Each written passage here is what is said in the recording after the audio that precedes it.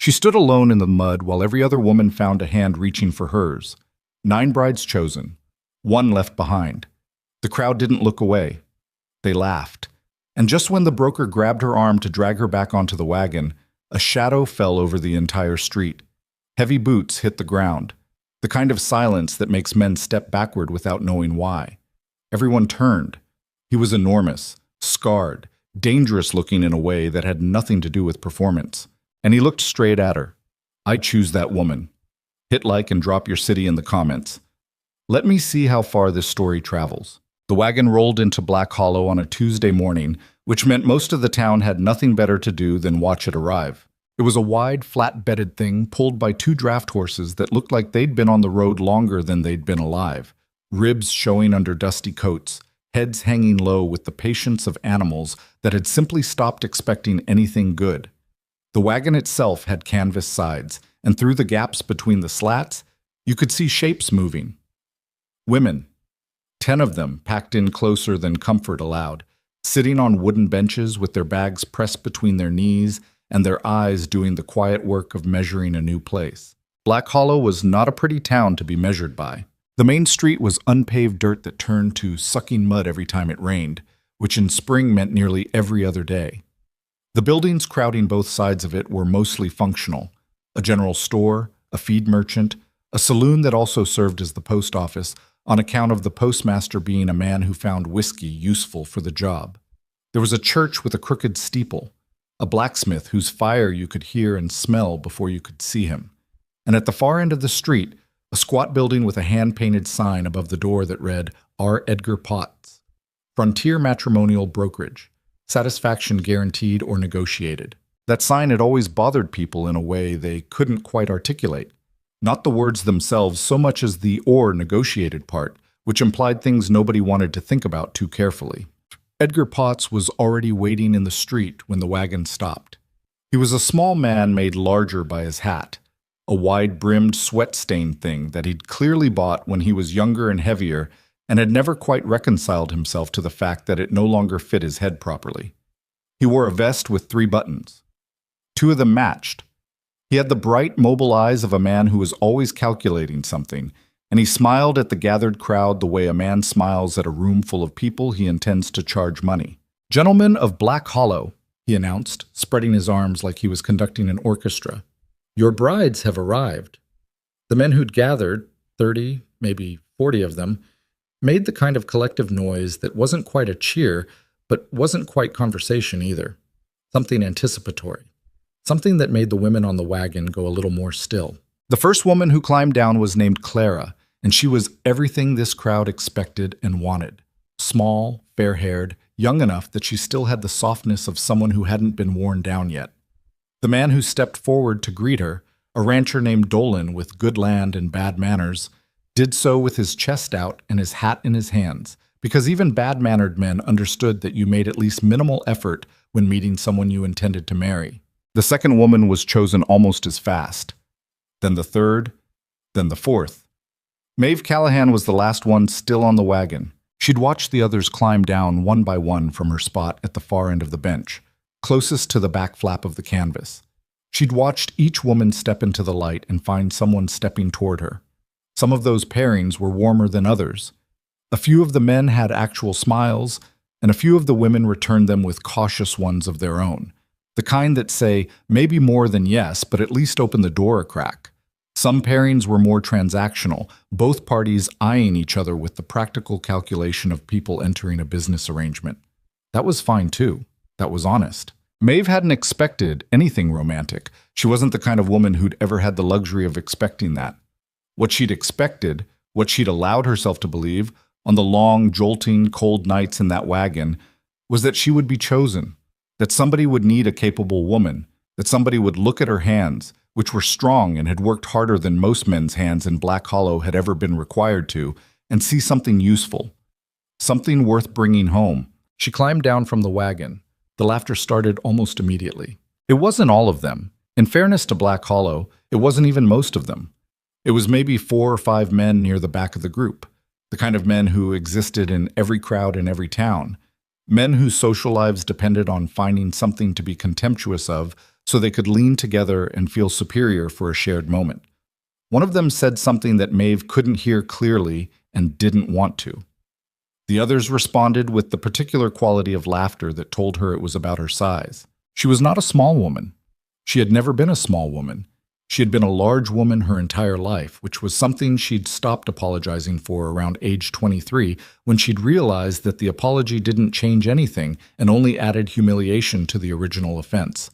She was broad-shouldered, full-figured, with the dark auburn hair that she kept pinned back in a practical bun and green eyes that, when she was paying attention, had an unnerving quality of directness that made some people uncomfortable. She stood in the mud of Black Hollow's main street and looked at the remaining men, the ones who hadn't yet stepped forward, and watched them look at her, then look away. It took about 45 seconds for the math to become undeniable.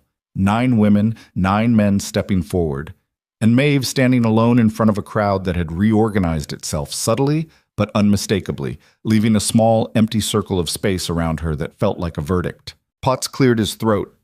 He had the decency, at least, to look slightly uncomfortable, though it was the discomfort of a man whose inventory system had failed rather than the discomfort of a man witnessing a person's dignity being publicly dismantled.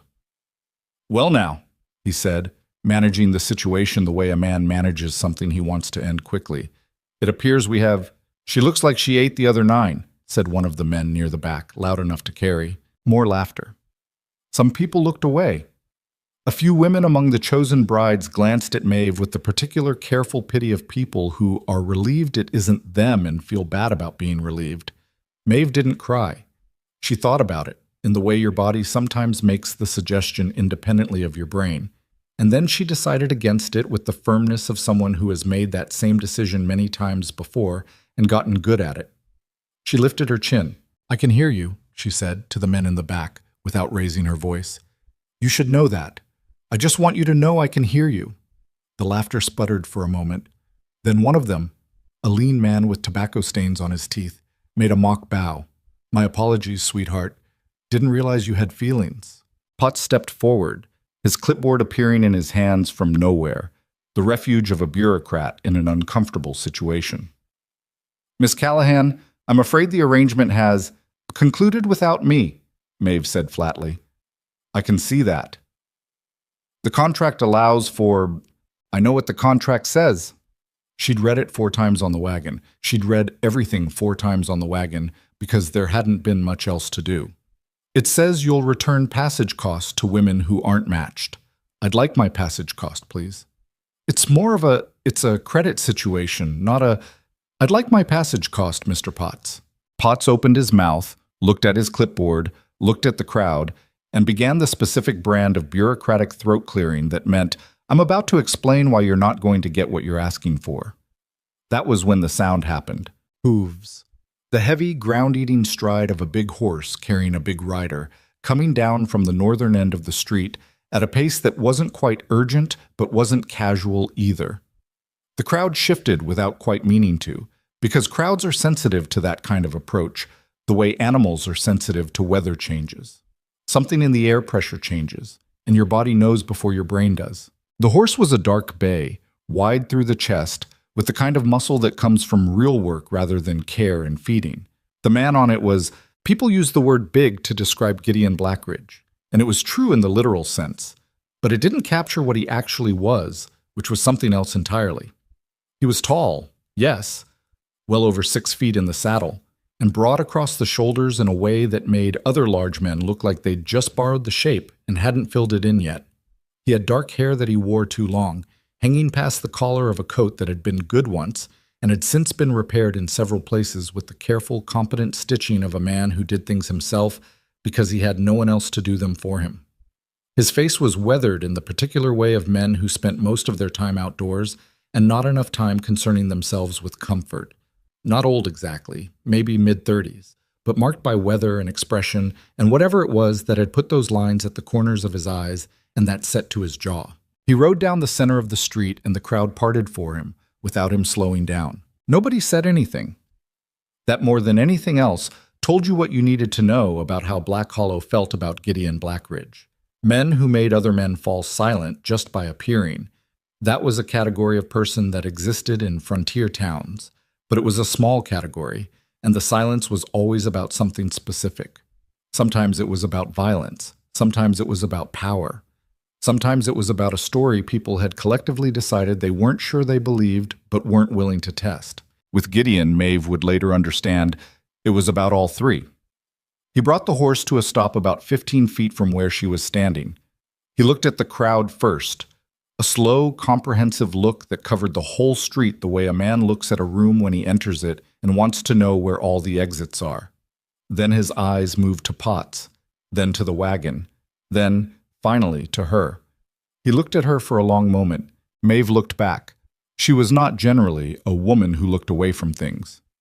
"You the broker?" Gideon said. Not to her, to Potts. Potts straightened. "R. Edgar Potts, Frontier Matrimonial. You still have women available?" The question landed in the crowd like a stone in still water. You could see the ripples moving outward, a nudge between two men, a whispered word, the physical shift of a group of people recalibrating their understanding of a situation. Potts blinked. He looked from Gideon to Maeve and back again, and Maeve could see the precise moment when the man understood what was being asked and decided that he wasn't going to be the one to say the obvious thing first. Well, there is one young woman who has not yet been, that is to say, I choose that woman, Gideon said. He was still looking at Maeve when he said it. The silence that followed had a different texture than the previous silence. That one had been empty. This one was full of disbelief and confusion, and the particular human need to understand something that doesn't make immediate sense. Then the tobacco-stained man near the back said, "You're joking," with a laugh in his voice that wasn't quite committed, like he wasn't fully sure whether he was allowed to find this funny or whether it might end badly for him. Gideon turned his head and looked at the man. Just looked at him. The laugh died. The man took a step backward. His friends went suddenly quiet. Gideon looked back at Potts. "What do I need to sign?" Demmed. The paperwork took 11 minutes. Maeve knew because she counted. She stood to the side while Potts and Gideon handled the contract at the fold-out table. Potts produced from the back of the wagon with the practiced efficiency of a man who'd done this many times before. The crowd didn't disperse.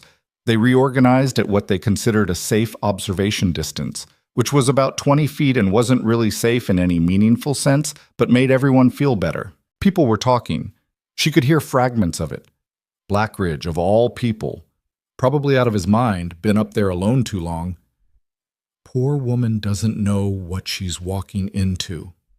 That last one came from a woman standing near the front of the general store, middle-aged, with a kind face and worried eyes, who was watching Maeve with an expression that Maeve recognized as genuine concern from someone who didn't have enough information to be useful. Maeve didn't walk over to reassure her. She wasn't sure she could. Truth was, her heart was doing something complicated that she couldn't quite organize into a clear feeling.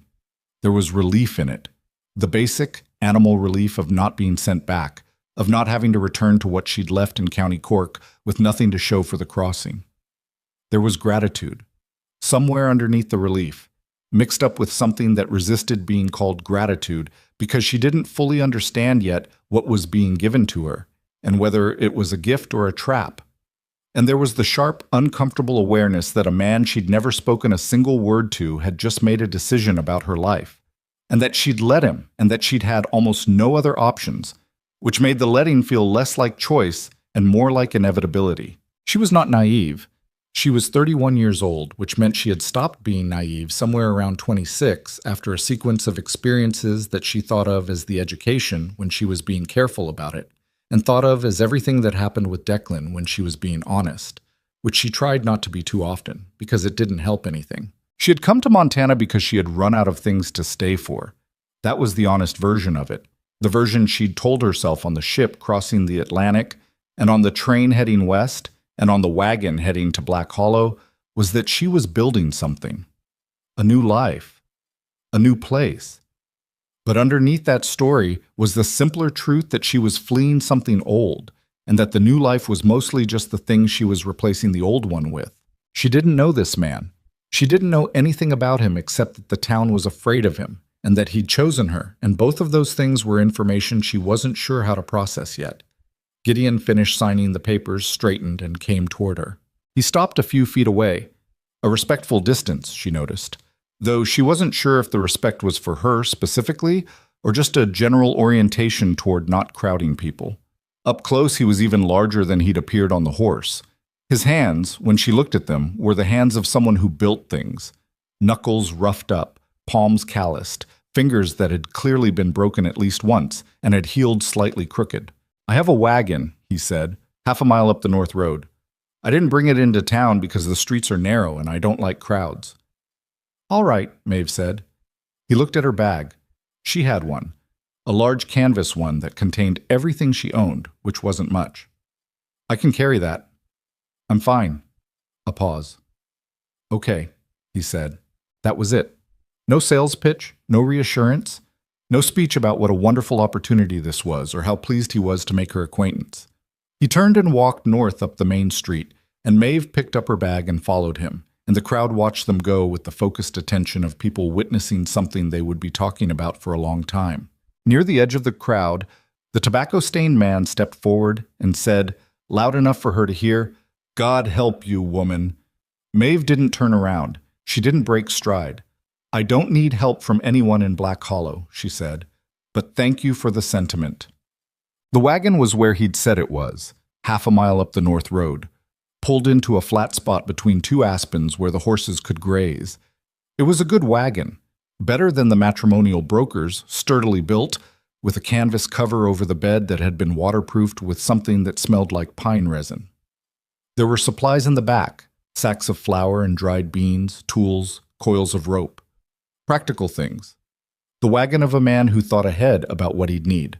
Gideon checked the horse's harnesses with the systematic attention of someone who checked things because he understood that overlooking something small could become a large problem later. Maeve put her bag in the back of the wagon and stood there for a moment, hands loose at her sides, looking at the trees. "How far?" she asked. "To the mountain?" 3 days. "In good weather?" He glanced at the sky. 3 days. She understood that this meant the weather might not cooperate, and that he considered her capable of inferring that without having it explained. "What's the lodge like?" she asked. He thought about that for a moment. She got the sense he wasn't stalling, that he was actually thinking about how to describe it accurately rather than how to make it sound appealing. "Big," he said finally. "Stone and timber, warm in winter. There's a well, garden space. 2 rooms on the main floor, 3 above. A workshop in the back." "What kind of workshop?" He paused, a fraction longer than necessary. "General purpose." She noted that pause but let it go for now. There were probably 100 questions she could ask, and she'd learn more from 3 days of observation than from whatever answers he chose to give her at the beginning. "Can I ride up front?" she asked. "That's where the seat is." "I mean with you, not in the back." He looked at her. Just for a moment. Not assessing, exactly, more like someone checking to make sure they're reading something right before responding to it. "Yeah," he said. They climbed up. The wagon started north. The road began almost immediately to climb because north of Black Hollow, the land rose toward the mountains with a seriousness that made clear it wasn't interested in gradual transitions. For a long while, neither of them spoke. It wasn't uncomfortable, exactly. It wasn't comfortable either.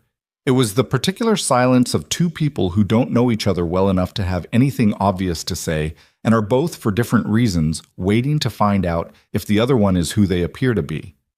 Finally, Maeve said, "Why did you choose me?" The question came out more direct than she'd planned, but she'd never been good at softening things, and she figured a man who'd chosen her in front of a laughing crowd probably wasn't going to be easily offended.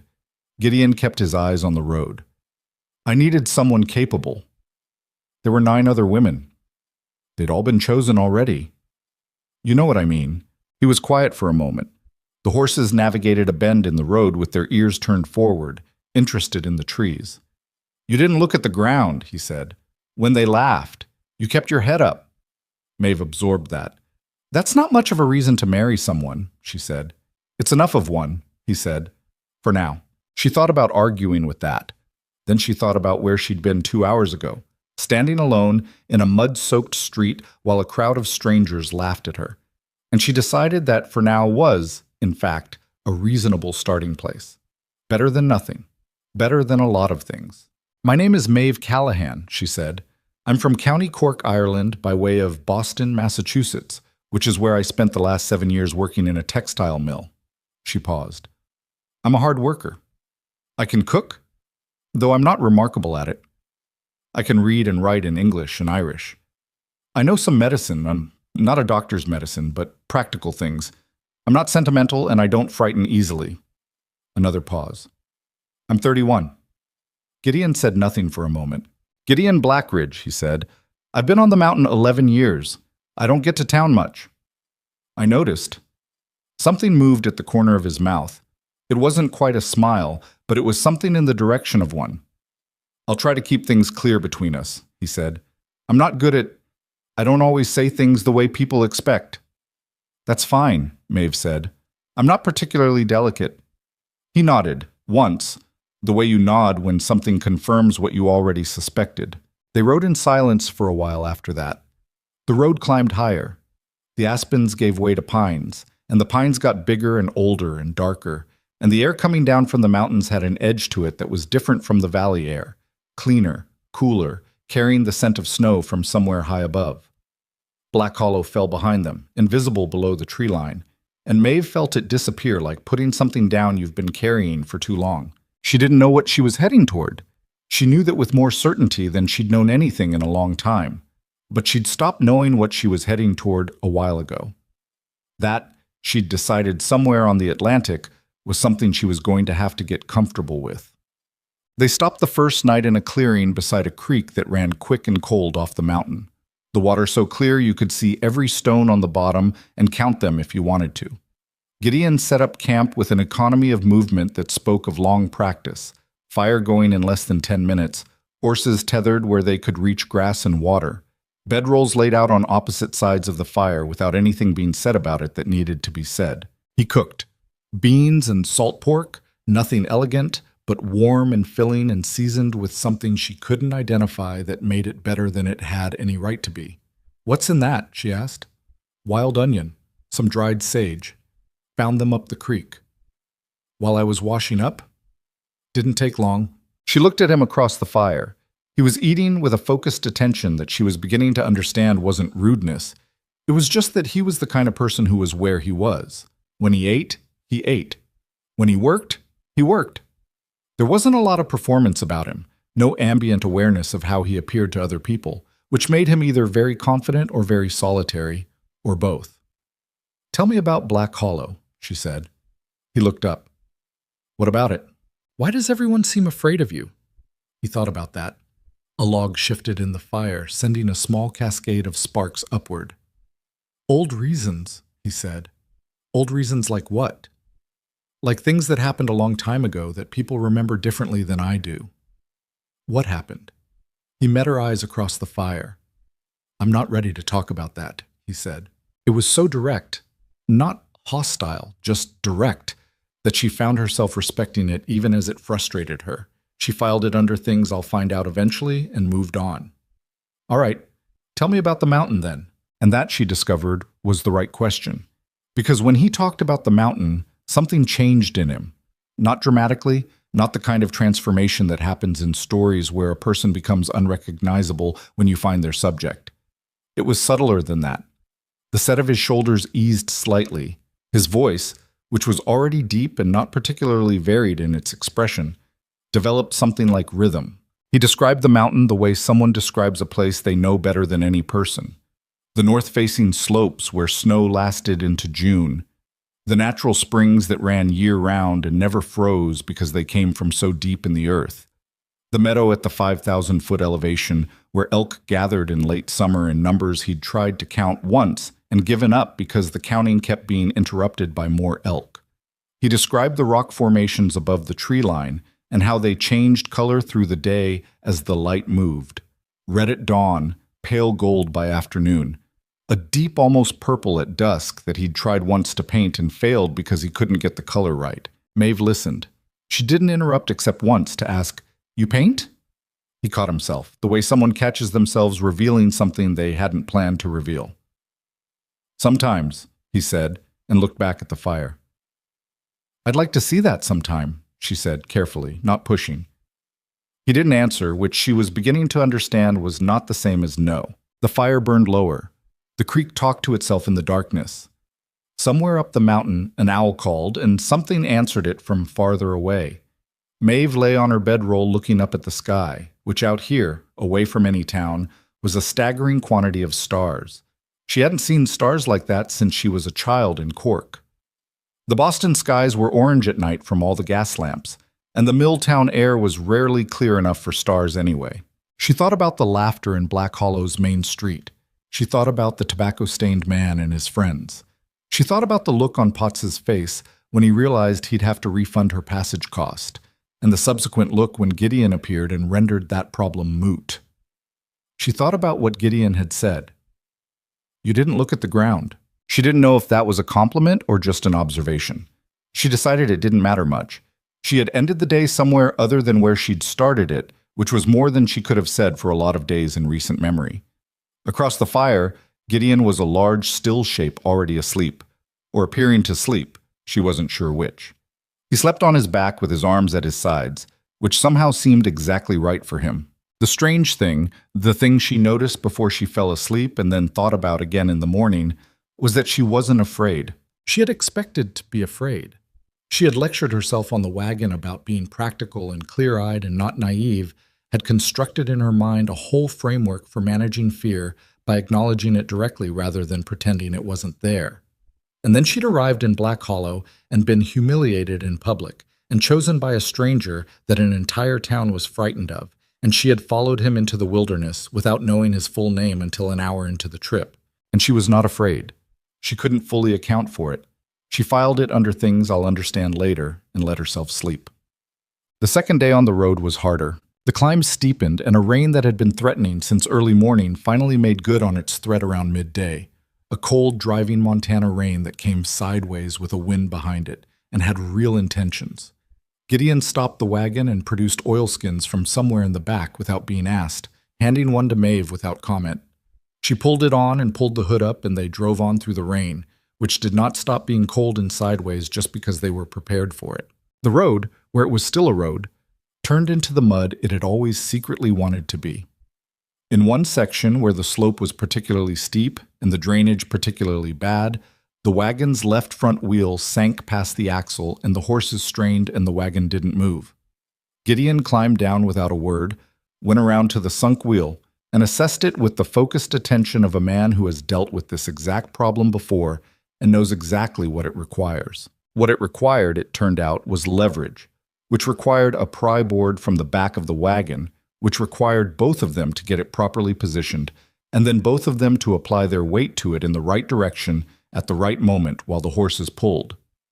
"When I say now," Gideon said, positioned on the high end of the pry board, "put your weight here." He pointed to a spot 2 feet from the wheel, and push down, not forward. Don't try to lift it. Let the board do that. Maeve positioned herself where he'd pointed. The rain came down her back in a stream. The mud smelled like iron and old leaves. "Now!" She pushed down. He threw his full weight onto the far end of the board. The wheel made a sucking sound as the mud released it. The horses lurched forward. The wagon moved. They were both coated in mud from the knees down and the left side up. Gideon looked at his coat, which had mud on it from shoulder to elbow. He looked at her. She looked at him. "I'm going to be honest," Maeve said, scraping mud off her forearm.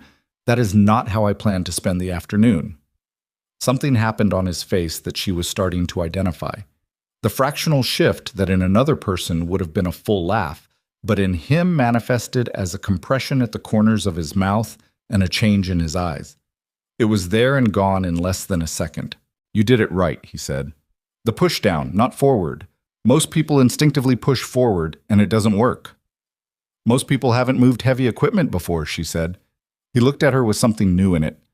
"You have?" 7 years in a mill, Mr. Blackridge. You'd be surprised what I've moved." He nodded, slowly, the way he nodded when something confirmed his thinking. "Gideon," he said. She looked at him. "I'm sorry?" "Gideon," he repeated. "Mr. Blackridge was my father. I don't use it." "Gideon, then," she said.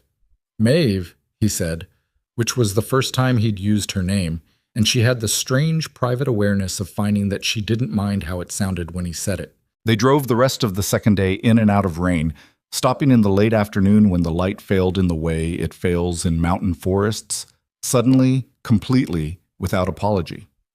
He built a fire. She boiled water for coffee because they were both cold through and coffee was what the situation called for. He drank his black. She added the last of her sugar, which she'd been careful about, measuring it out in small amounts because she wasn't sure when she'd have access to more. He watched her do that, the careful measuring, and didn't say anything about it. But the next morning, when she woke up, there was a small paper packet of sugar sitting on top of her bag. She had no idea where it had come from. She had not seen him pack it. She put it in her coat pocket without saying anything. It seemed like the right way to handle it. The third day, they climbed above the tree line briefly, or rather, the road pushed into a high meadow where the trees opened up into a vast sky that made Maeve stop breathing for a moment. The mountain rose ahead of them in all directions, snow-capped above and green below, enormous in the way of things that genuinely don't notice whether you're looking at them. The air was cold and very clear and smelled like something she couldn't name. Alpine flowers, maybe, and rock, and the particular absence of everything else that passes for smell at high altitude. There, Gideon said. She followed where he was looking and saw it, tucked into a fold of the mountain where a line of old pines provided shelter from the north wind. The lodge. Stone, as he'd said, good, solid stone that looked like it had grown from the mountain rather than been placed on it. Timber roof, dark with age and weatherproofing. Big. From here she could see 2 chimneys, windows that caught the afternoon light, a structure attached to the back that would be the workshop, a garden space to the south, winter bare, but clearly well established, with the orderly rows of a kitchen garden planted by someone who took it seriously. It was not a rough shelter. It was not the mountain lair of a dangerous hermit. It was a home, a considered one. She hadn't known what she'd expected, something more rough-edged maybe, something that matched the stories a frightened town tells about a man it doesn't understand. You built all of that? She asked. Most of it. Had help with the stonework in the first year, after that alone. 11 years, she said. Yeah. She looked at the lodge and then at the mountain and then at the man who'd chosen her in front of a laughing crowd for a reason he still hadn't fully explained. He was looking at the lodge too, at the home he'd built stone by stone over 11 years. And there was something in his face that she had not seen there before and could not quite name. It looked, she thought, like the face of someone bringing something home that he hadn't known he'd been missing. She didn't say that. It seemed too much. It was probably too much. But she held it in her mind as they came down the last stretch of road toward the lodge, toward the next chapter of whatever this was, toward the mountain that would require her to become someone she didn't fully know she could be yet. The horses' hooves crunched on frost-stiffened ground. The lodge windows reflected the sky. And Maeve Callahan, 31 years old, the woman nobody in Black Hollow had wanted, arrived at the place that nobody in Black Hollow had known she was capable of deserving. She did not know yet what it would ask of her. But she was there. She had arrived. And in her experience, that was almost always where things actually started. The first morning at the lodge, Maeve woke before dawn and lay still for several minutes listening to a silence so complete it had texture. In Boston, silence didn't exist. There was always the mill, always the street noise, always someone in the next room turning over on a cot that needed oil. On the wagon crossing to Montana, the silence was only ever partial. Wind, horses, the groan of wood. But this was something different. This was a mountain deciding not to make noise, which was different from the absence of noise, and it took her a moment to understand that the weight she felt pressing against her ears was actually just the absence of everything she'd spent 7 years surrounded by. She got up. The room she'd been given was the larger of the 2 on the main floor, a fact she'd noted without commenting on, because the bedroom that was clearly Gideon's was the smaller one, tucked at the back of the lodge near the workshop door, and she didn't know what to make of a man who gave the better room to a stranger and took the lesser one himself. The bed was a real one, wood-framed with a rope spring base and a mattress stuffed with something that smelled like pine needles and dried grass. Not soft, but not cruel either. She'd slept on worse things and called them good. The main room of the lodge was large enough that you could walk across it without feeling like the walls were interested in you. Stone fireplace on the north wall, big enough to stand in. A table that could seat 8, though she suspected it never had. Shelves. And this was the thing she noticed first, more than the size or the fire or anything else. Shelves covering almost the entire eastern wall, floor to ceiling, filled with books. Not decorative books. Red books. Broken-spined, page-marked. Some of them repaired with careful strips of leather at the binding because they'd been read so many times the covers had given out. She stood in front of those shelves in the gray pre-dawn light for a long time. Gideon was already outside. She could hear him, or rather, she could hear the sounds that accompanied him, the rhythmic crack of an axe splitting wood, very regular, with the efficiency of someone who'd been doing it long enough that it required no thought. She pulled on her boots and her coat and went out. He was around the south side of the lodge, working through a cord of pine that he'd clearly already been working through for a while, judging by the stack. He didn't stop when she appeared, just completed his current swing and set the split halves aside and looked at her. "Coffee's on the stove," he said. "Kettle. Left side." "I can see you've been up a while." "I don't sleep much past 4. She looked at the stack of split wood. "Is this something that needs doing every morning, or are you working through something?" He paused with the next piece balanced on the block. "What do you mean?" "I mean, some people split wood because there's wood to split. Some people split wood because they need somewhere to put something." He looked at her steadily. "There's wood to split," he said. "All right," she said, and went inside to find the coffee. It was good coffee, better than she'd expected, dark, not bitter, made with the care of someone who considered it an actual part of the day, rather than a functional requirement. She found a second cup on the shelf, an identical one, and poured it, and when he came inside 20 minutes later, she handed it to him without ceremony. He took it, drank, didn't make a performance of it. "What needs doing today?" she asked. He looked at her over the rim of his cup. "You don't have to—" "I know I don't have to," she said. "I'm asking what needs doing." There was a pause, and in the pause she could feel him making a decision about something. "Cellar needs checking," he said finally. "Stores from winter. Need to know what carried through and what didn't. Garden needs turning as soon as the ground softens enough. Probably 2 weeks. The well rope needs replacing. I've been putting it off." He stopped. "I usually do this alone." "I know," she said. "What do you want me to start with?" He thought about it. "Cellar," he said. "I'll show you where things are." That was how the days began to form a shape. The cellar was carved into the rock beneath the lodge, a cold, dry space that was more tunnel than room, lit by a lantern Gideon kept hung by the entrance. The stores were organized with the precision of someone who understood that on a mountain in winter, organization was not a preference but a survival matter. Root vegetables in dry sand, smoked meat wrapped in cloth and hung from the ceiling beams, preserved goods in sealed crocks, each one labeled in a handwriting that was angular and careful. Not beautiful, but exact. She went through everything methodically, calling up to him through the floor hatch when she found something that needed attention.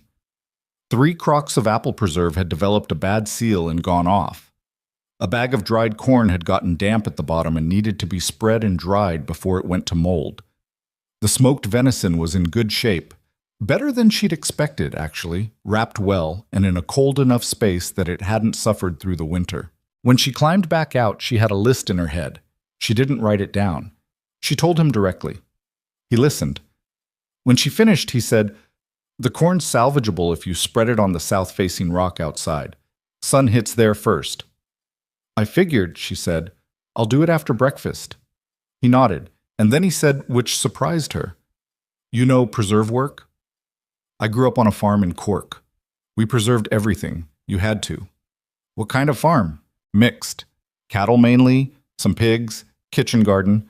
My mother ran the house, my father ran the cattle, and everyone ran the pigs because the pigs didn't listen to anyone."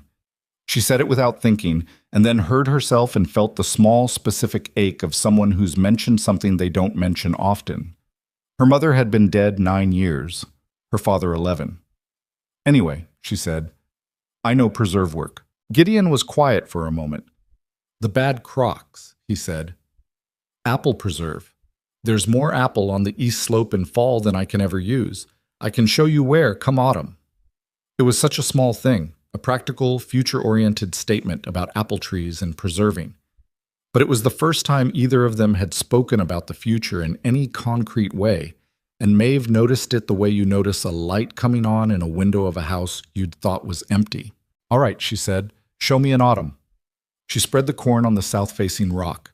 The sun hit it by 9 o'clock, and she turned it twice through the morning, and it was mostly right by afternoon.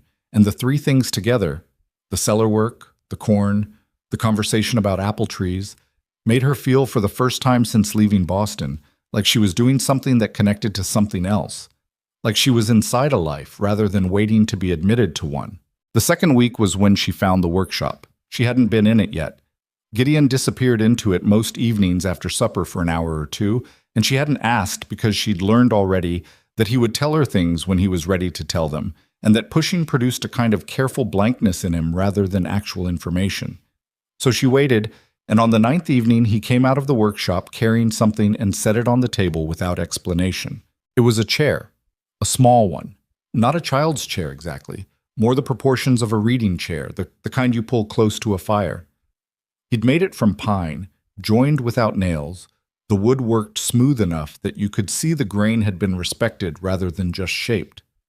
There was a low back to it, curved slightly in a way that suggested he'd thought about how a person actually sits rather than how a chair is conventionally built. He'd carved something small into the back, nothing elaborate, just a line of what she recognized when she looked closer as an aspen leaf pattern. That, Maeve said carefully, took more than one evening. "I've been working on it for a couple of weeks," he said. He was looking at the table, not at her. The proportions were... It took a few attempts to get the back right. "It's for me," she said. It wasn't a question. He said nothing, which was confirmation.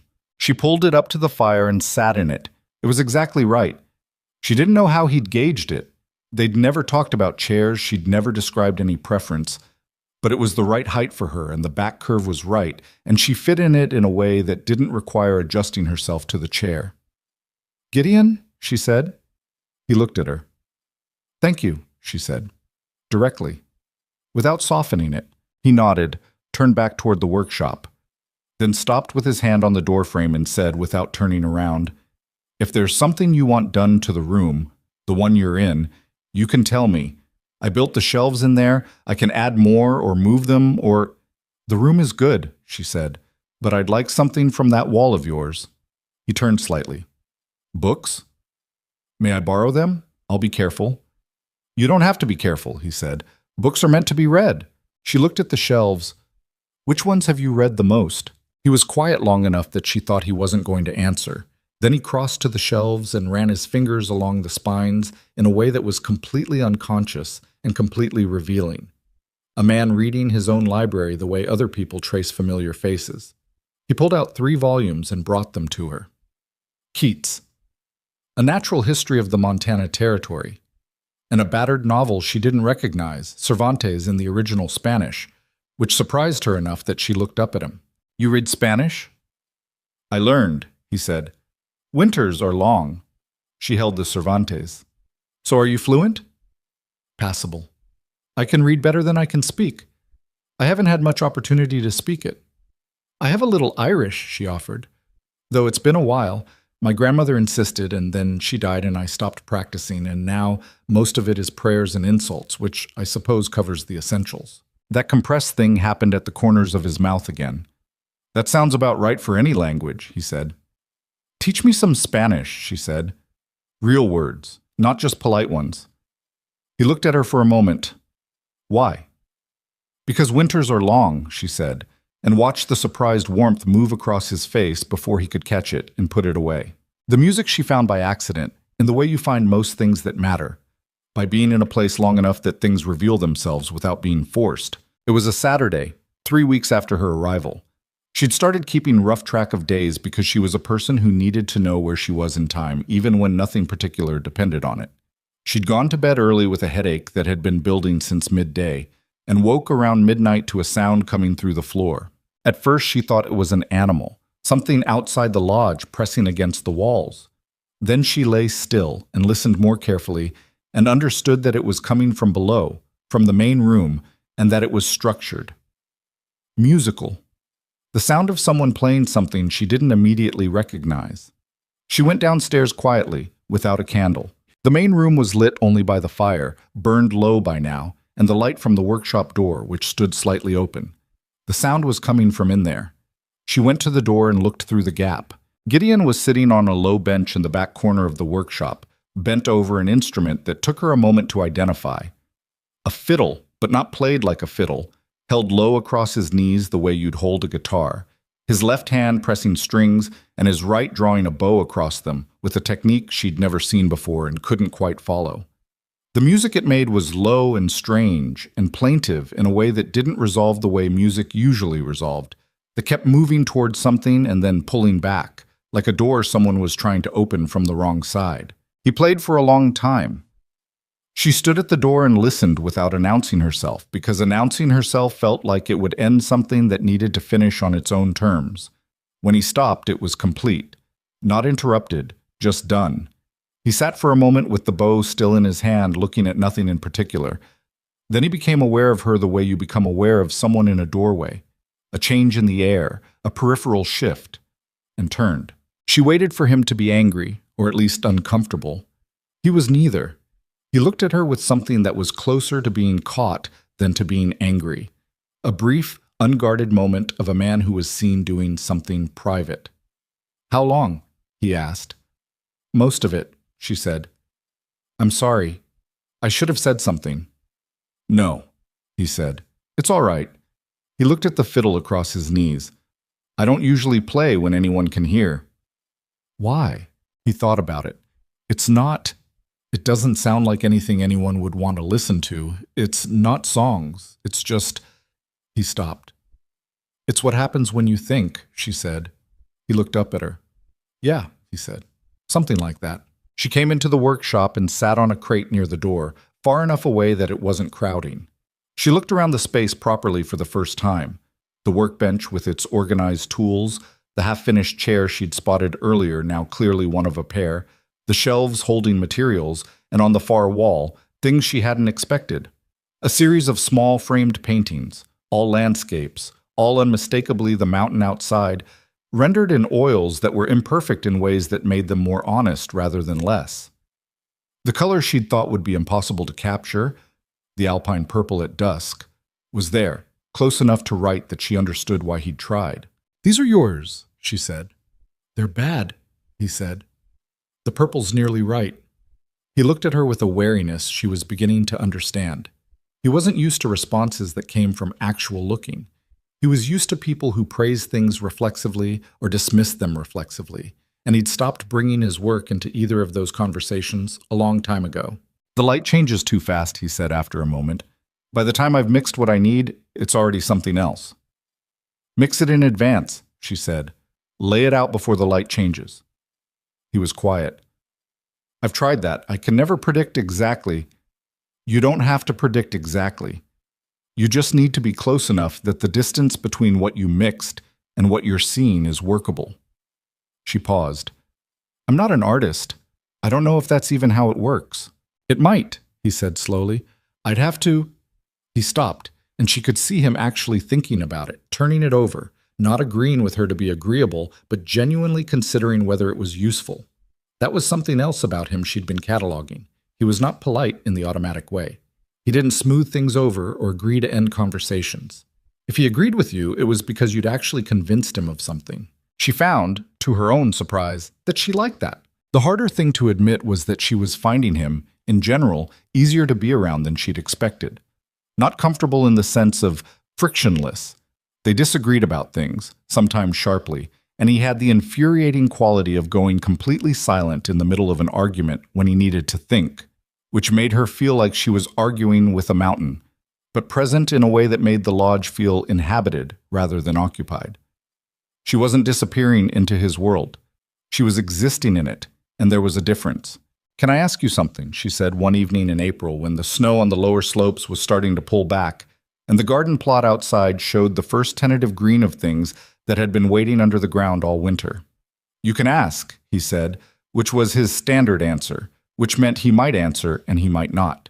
"The losses," she said carefully, "the ones you mentioned, indirectly. In Black Hollow, people said old reasons. You said devastating personal losses. She paused.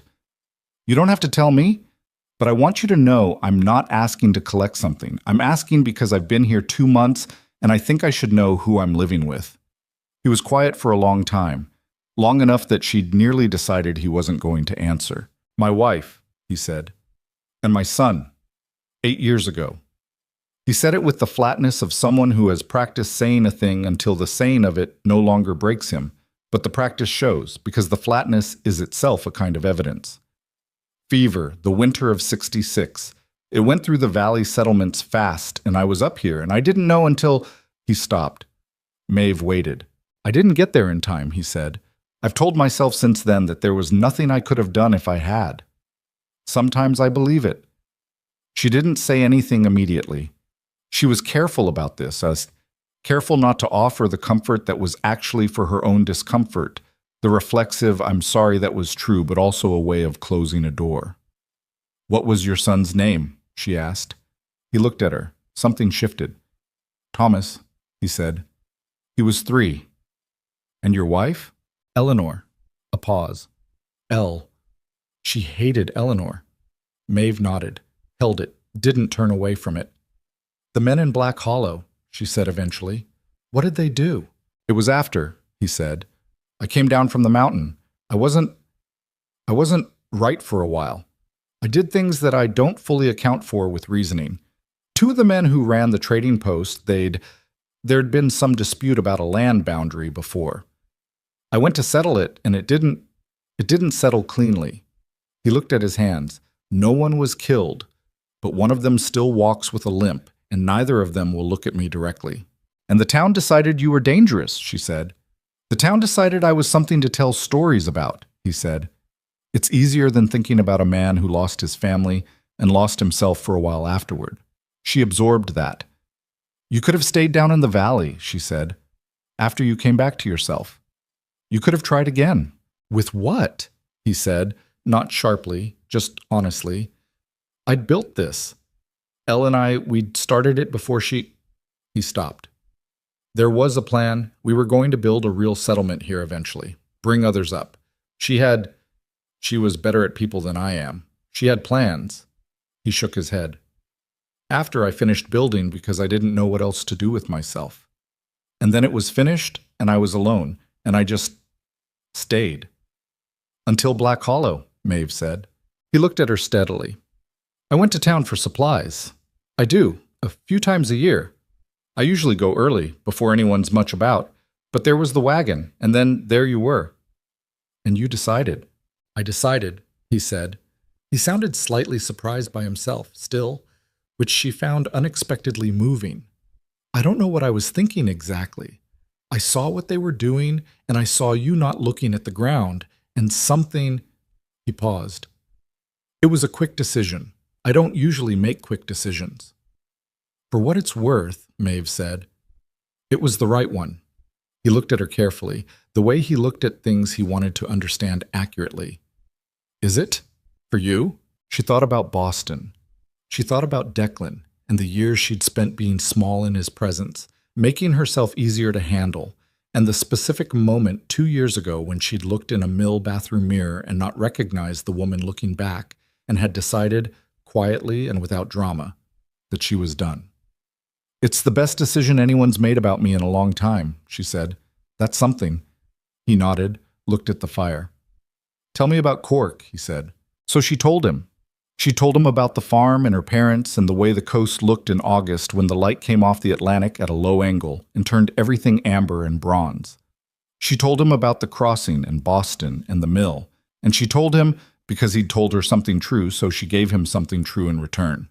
About Declan, who'd been charming and handsome and had a talent for making her feel like the most important person in a room and then making her feel like the least important one, and who she'd wasted 3 years believing could be one thing consistently when he was in fact 2 things alternately, which is a different and worse situation entirely. Gideon listened to all of it with his elbows on his knees and his hands folded and his eyes on her face, and when she finished, he said, "He was a fool." "He was," she agreed. "And I was foolish about him, which is different." I knew better after a while. I just kept finding reasons to wait. Why'd you stop? Because I looked in a mirror one day and I didn't know who I was anymore, she said.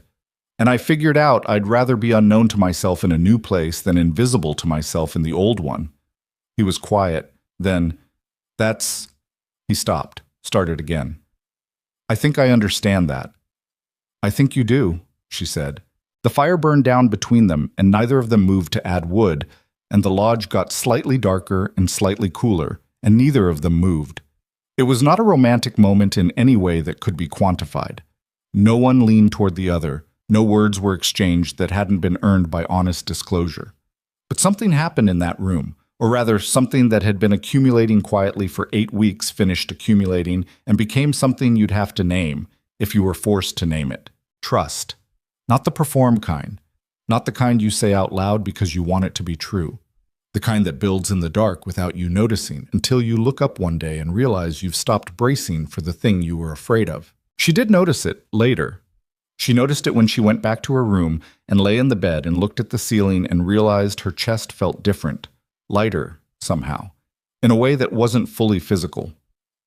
She'd been carrying the guarded posture of someone who expected to be let down so long that the posture had stopped feeling like a posture and had started feeling like just the way she was built. She didn't know what to do with the lightness. She wasn't sure yet if it was wisdom or just another version of foolishness wearing a different face. What she knew was this: outside the window, the mountain was still there, enormous and indifferent and thoroughly itself. And inside the lodge, the books were on the shelves and her chair was by the fire, and somewhere in the back workshop, a man who'd spent 8 years with no one to talk to had just told her his son's name. Thomas. He was 3. She held that name like something fragile, like the first green thing pushing up through cold ground, which did not know yet whether the frost was really finished, but grew anyway. Spring came to Black Ridge Peak the way it always did, reluctantly, in stages, like someone who's been told they have to leave but keeps finding reasons to linger. The snowpack retreated up the slopes inch by inch through April, and by early May the garden plot Maeve had been watching through the window was soft enough to turn. She turned it herself mostly. Gideon helped on the days when the workshop didn't claim him, working the far rows while she worked the near ones, and they developed the comfortable rhythm of people who've learned each other's pace, when to talk, when not to, how close was too close, and how far was too far. She planted what the cellar stores suggested: onion sets, potato eyes, the bean seeds Gideon had been carrying in a tin for 2 years and kept meaning to get into the ground. He told her where the drainage ran soft and where it ran hard. She told him where she'd put the squash based on where the afternoon light landed longest. Neither of them asked permission. They just divided the knowing and got on with it. It was good work, the kind that leaves your back aching and your hands dirty and your mind clear of everything else. The first week of May was when things started to feel different. It didn't announce itself. That was the thing about danger in Maeve's experience, the real kind, not the kind you see coming and have time to brace for, but the kind that has already been in motion long before you become aware of it. You notice a detail and file it somewhere in the back of your thinking, and then later you notice another detail, and the two of them sit together awkwardly, and you understand that you'd been feeling something wrong for a while without knowing what to call it. The first detail was the writer. Maeve saw him from the garden, a Tuesday morning in the first week of May. He was down below the tree line, maybe half a mile south, and he wasn't on the road. He was in the trees, moving parallel to the mountain, which was the kind of path you'd take if you were looking at something rather than going somewhere. She watched him for a few minutes. He stopped at a point where the trees opened up enough to give a clear view of the lodge, and stayed there long enough to be looking, not passing. Then he moved on, and the trees closed around him. She mentioned it to Gideon that evening. She described what she'd seen without editorializing. He sat with it for a moment. "Could be a hunter," he said. "Could be," she said, "but you don't think so." Hunters move differently. They're watching the ground and the undergrowth. He was watching up here. Gideon nodded slowly, the way he nodded when he was thinking rather than agreeing.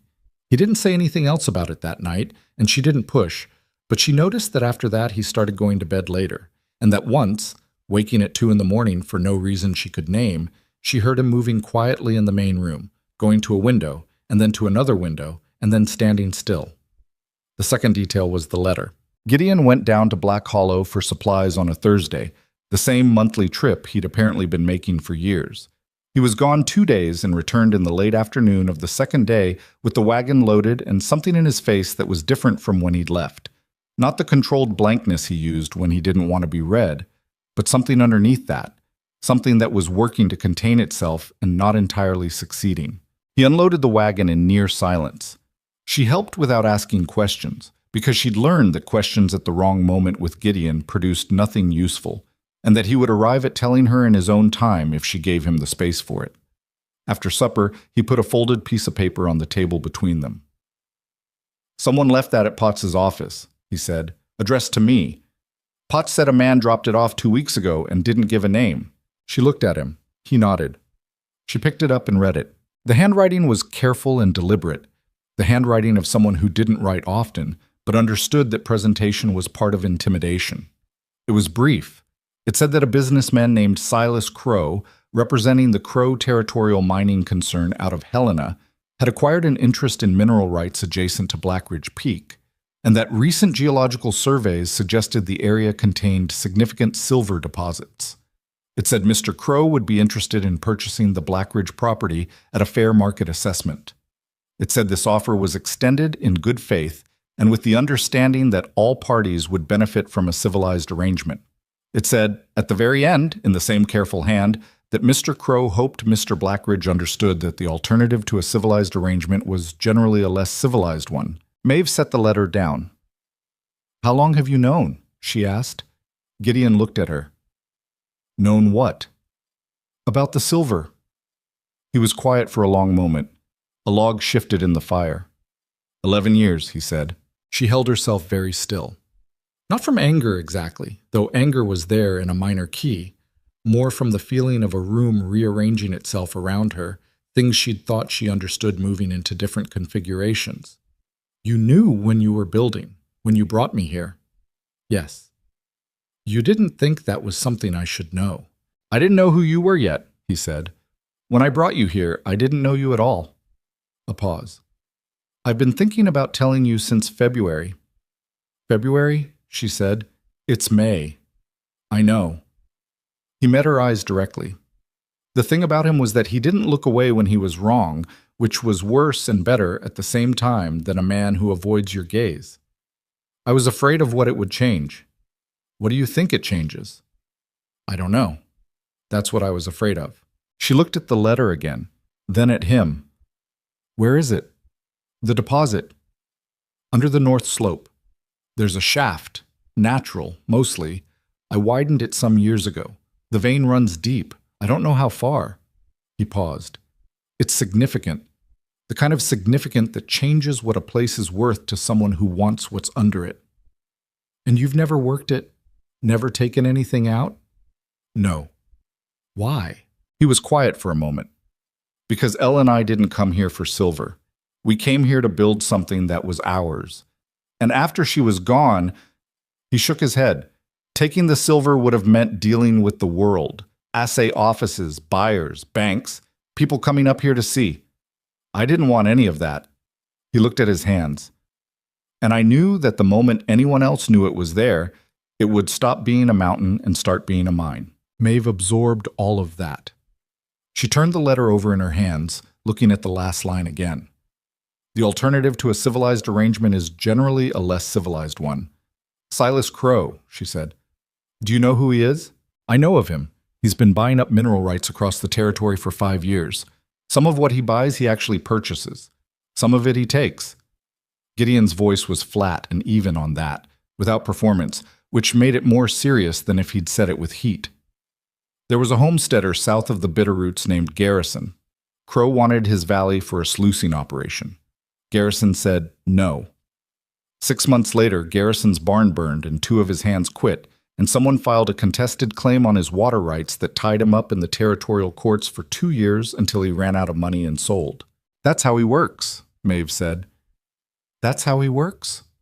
She set the letter face down on the table as if she didn't want it looking at her. "The writer I saw. The one in the trees."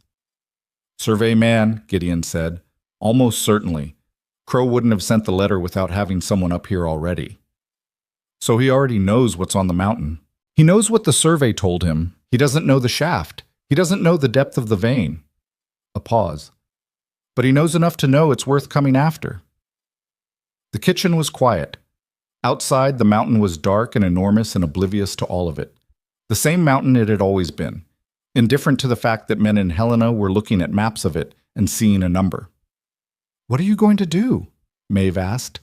Gideon looked at the letter. "I was going to ignore it." "That's not a plan," she said. "That's hoping." "I know," he said, and he sounded tired in a way she hadn't heard from him before. Not the tiredness of physical work, but the tiredness of a man who has been carrying something heavy for a long time and has just been told it's about to get heavier. "I've been good at hoping." "The mountain's been good at making hoping seem like enough." "The mountain is the same," Maeve said. "It's everything around it that's changed." He looked at her. She looked at him. Something settled between them, the kind of settlement that doesn't need to be said aloud. "We'll need to think carefully," she said. "Both of us. Together." She let that word do its work. "Not tonight. Tonight we know more than we did this morning, and that's enough." He nodded, reached over and took the letter from the table and folded it precisely and put it in his coat pocket. "I should have told you in February," he said. "Yes," she said. "You should have. I'm sorry." She looked at him. He said it the way he said everything, without decoration, without the performance of remorse, just the fact of it, placed in front of her to do with what she would. "I know," she said.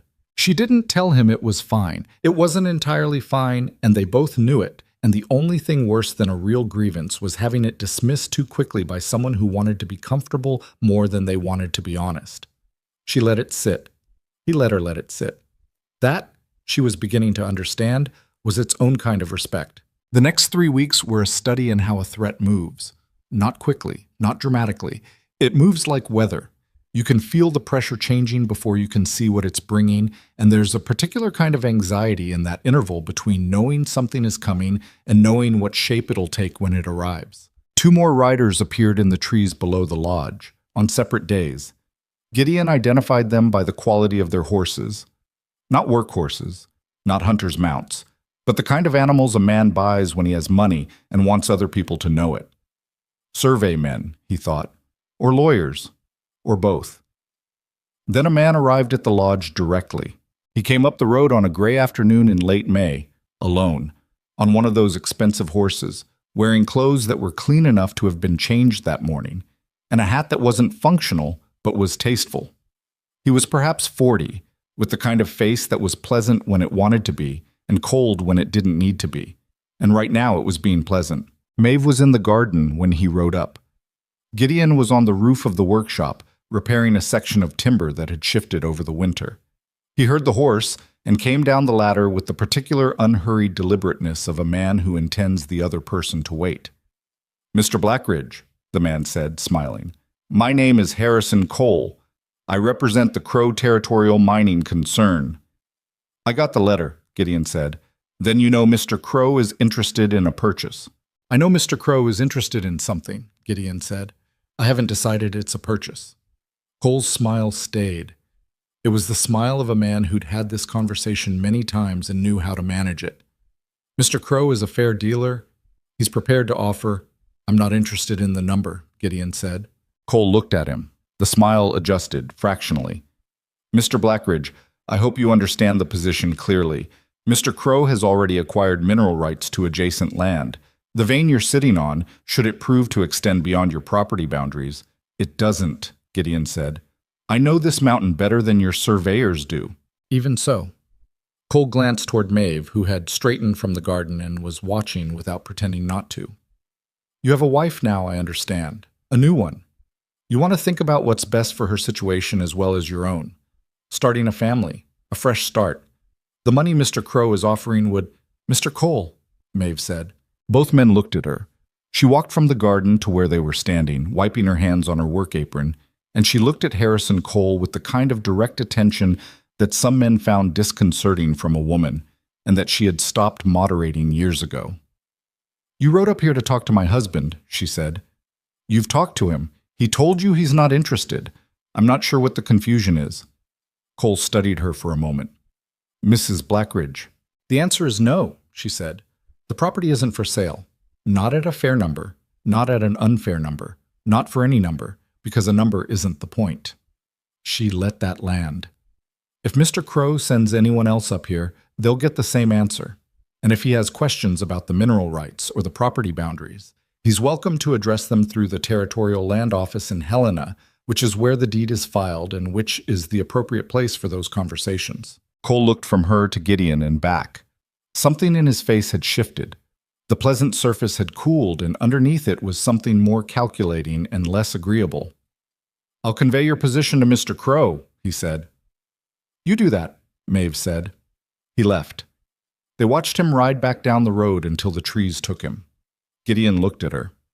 "The Territorial Land Office," he said. "Is that actually where it's filed?"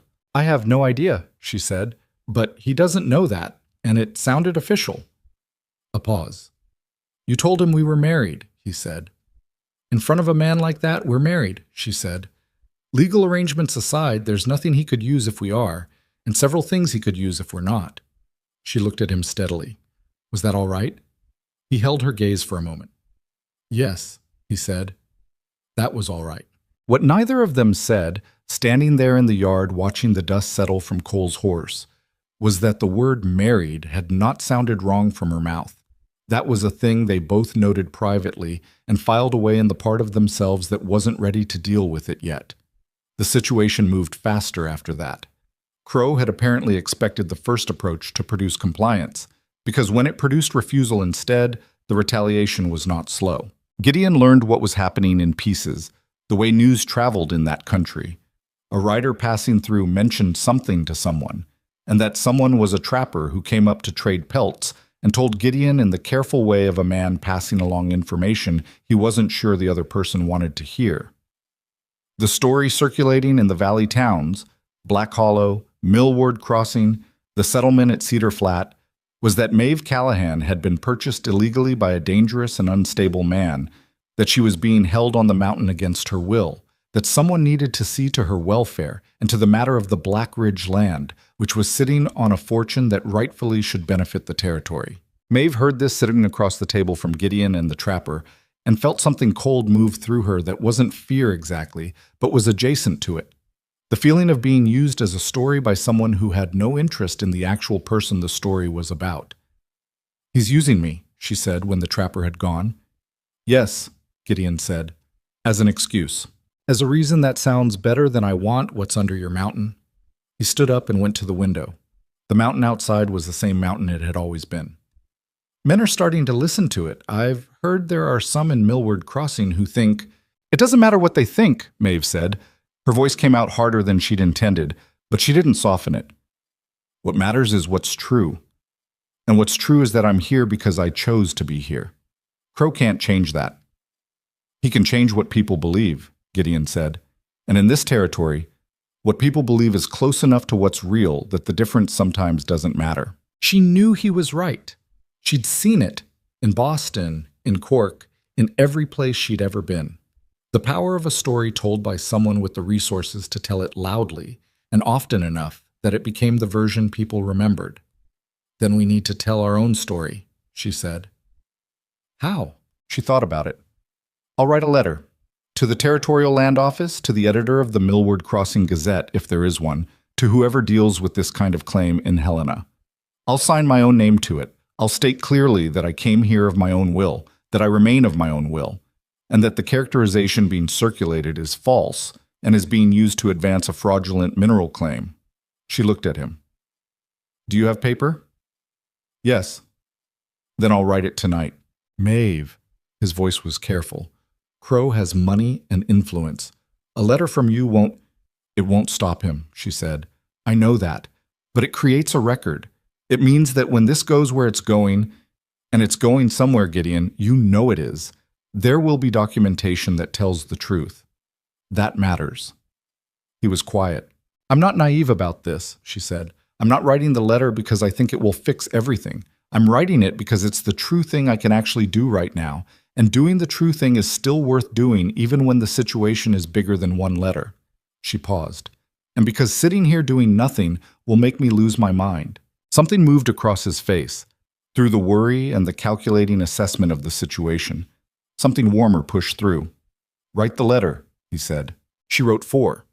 One to the Territorial Land Office, one to the Millward Crossing Gazette, which Gideon confirmed did exist and had an editor named Fenn who had a reputation for being honest, if not particularly brave, one to the sheriff at Cedar Flat, who was the nearest law to their situation, and one, which she did not show Gideon before sealing it, addressed to R. Edgar Potts himself, the matrimonial broker who had stood in Black Hollow's main street and processed the transaction that Crow was now misrepresenting.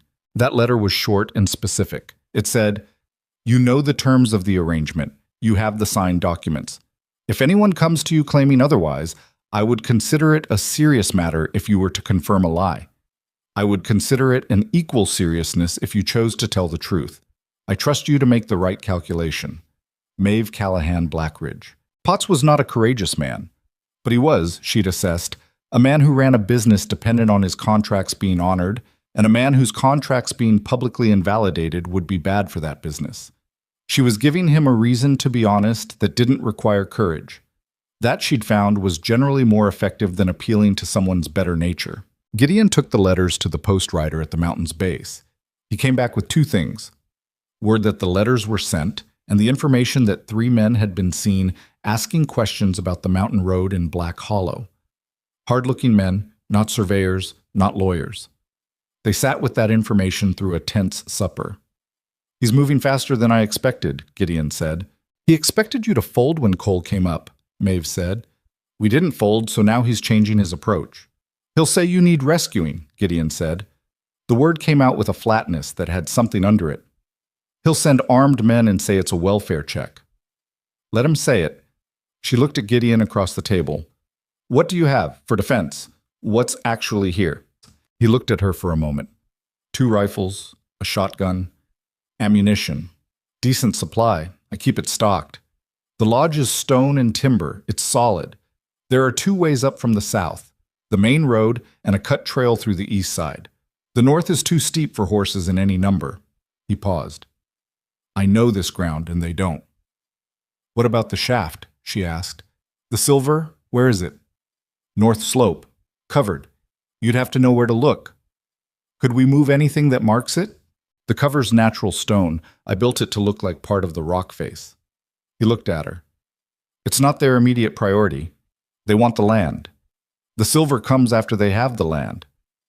"Then we defend the land," she said. He looked at her steadily. "Maeve, these won't be Cole." Cole was a businessman with a smile.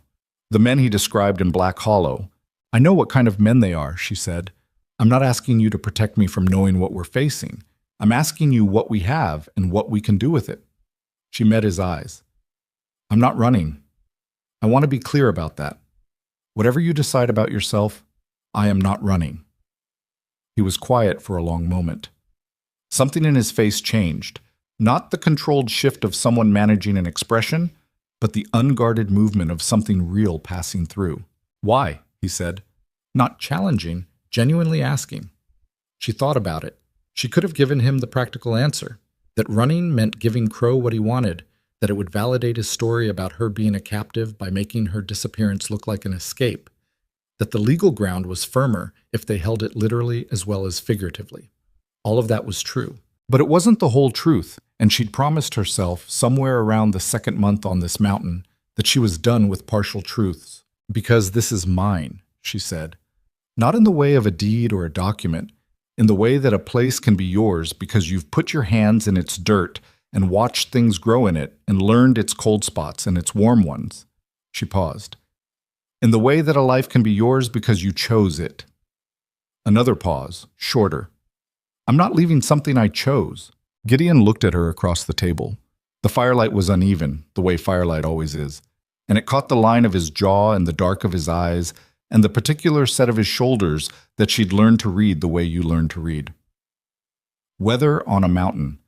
Something was happening in him, moving through the layers of a man who'd spent years building walls that could withstand winter. "All right," he said. 2 words. The same two words he'd said at the beginning of things, in different configurations, that had come to mean I hear you and I believe you, and something else that hadn't been named yet, but was building toward a name the way thunder builds toward itself on the horizon. All right, he said. Then we don't run. Outside, the mountain held its silence, that complete textured silence she'd learned on her first morning at the lodge. But underneath the silence, if you were listening for it, and she was listening for it now, she'd started listening for everything. There was a different kind of pressure, the kind that builds before weather, the kind that means something is already moving toward you even if you can't see it yet, the kind that doesn't care whether you're ready. They sat at the table that had been built for 8 and only ever served 2, and in the morning they would begin preparing for whatever was coming down from the valley with hard eyes and hired guns, and the particular cruelty of men who'd convinced themselves they were owed something that belonged to someone else. But that was morning. Tonight, Gideon got up from the table without a word and came back with 2 glasses and a bottle of whiskey she hadn't known he had, something she suspected he'd been keeping for an occasion, though he would never have called it that. He poured 2 glasses, set one in front of her, picked up his own. "To not running," he said. She picked up her glass. "To not running," she said. They drank. The whiskey was good, warm, with an oakiness that told her it had been kept somewhere proper and for long enough that it had become what it was supposed to be. She looked at this man across the table, this large, quiet, complicated man who'd built a home from stone and raised a wall around himself from grief and was now, slowly and without any grace or elegance but with a kind of stubborn, undeniable sincerity, beginning to let her inside both. She was not in love with him. She was honest enough with herself to know that what she felt was something that was pointed in that direction, was walking that way with increasing intention, but hadn't arrived yet and might not for a while. And that was fine. She'd learned enough from Declan to know that the feeling that arrives fast and overwhelming is not always the one that lasts. The slow kind, the kind that builds from honest disclosure and shared labor, and the particular intimacy of 2 people who've told each other true things in firelight. That kind was slower and quieter and considerably harder to mistake for something it wasn't. She would take the slow kind. The whiskey sat warm in her chest. The night pressed against the windows. The mountain stood over everything, vast and ancient and entirely itself. Whatever was coming would come. They would be there when it did. The preparations took 11 days. Gideon approached it the way he approached everything that required serious thought, methodically, without rushing, without the kind of anxious overplanning that wastes energy on scenarios that don't materialize. He walked the perimeter of the lodge property twice a day, morning and evening, not because he expected to find anything, but because knowing the ground was its own form of preparation. He knew where the shadows fell at different hours. He knew which angles gave a clear view of the road and which were blind. He knew the sound the wind made coming off the north slope versus the sound it made when something was moving through the trees below, because those were different sounds, and he'd spent 11 years learning to tell them apart. Maeve watched him do this and then started doing it herself, because 2 sets of eyes and ears were better than 1, and because standing inside waiting to be useful was something she'd decided she wasn't built for. They reinforced the window shutters with the iron brackets Gideon had in the workshop. Heavy ones, designed originally for a gate he'd planned and never built. They moved the most important supplies from the cellar to the main room where they'd be accessible without going underground. They filled every container in the lodge with water from the well, because fire was the obvious threat to a building on a mountain, and water was the obvious answer, and you did the obvious thing first before you thought about clever things. On the 6th day, Maeve asked Gideon to teach her to shoot. He looked at her carefully when she said it, not in a way that suggested he doubted her, more in the way of someone taking stock of a situation before committing to it. "You've never handled a rifle?" "I've handled a shotgun. My father's. Twice when I was young." She paused. "I wasn't good at it. Shotgun's different," he said. "The mechanics are simpler, but the kick is worse, and the range is shorter." He looked at the rifles on the wall, 2 of them, a lever-action Winchester and an older single-shot Remington that was longer and heavier and had been his father's before it was his. The Winchester. It's easier to manage and faster to reload, better for what we'd actually be dealing with. "Then show me the Winchester." He did, not quickly, not with the condescension of someone going through motions because they'd been asked to, but thoroughly, the way he taught anything, starting from what it actually was before getting to what you did with it. He explained the mechanism. Let her handle it unloaded until it felt like a known thing rather than a foreign one. Talked about the relationship between the front sight and the rear sight, and what you were actually doing when you aligned them, which was a geometric fact before it was a skill. Then they went out to the south-facing rock where she'd spread corn to dry 2 months ago. A fact that struck her, that it was the same rock, that the mountain had a way of layering its own history. And she shot at a series of marks he'd cut into a pine log at 50 feet, then 80, then 100. She was not a natural shot. She didn't pretend to be.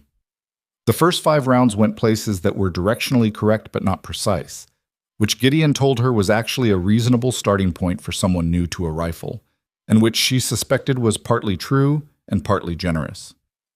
"You're anticipating the trigger," he said, standing behind her and slightly to the left. "You're tensing before it fires. Try to make the shot surprise you." "That sounds like bad advice." "It sounds like bad advice," he agreed. "It's actually correct.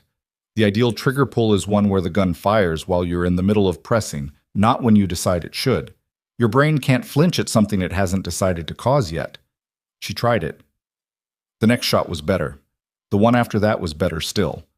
Close enough to center on the log that she understood she wasn't hopeless at this, just untrained. "Again," he said. She shot through the afternoon until the light failed and her shoulder was sore in the specific way of an earned soreness, and she'd put 8 out of 15 shots within a hand's width of where she was aiming.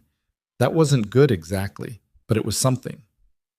"You'd be reliable inside 50 feet, Gideon said, reloading the magazine. "That's too close for comfort," she said. "Yes," he said. "So don't let anyone get that close to you." "Helpful," she said. That compression at the corners of his mouth.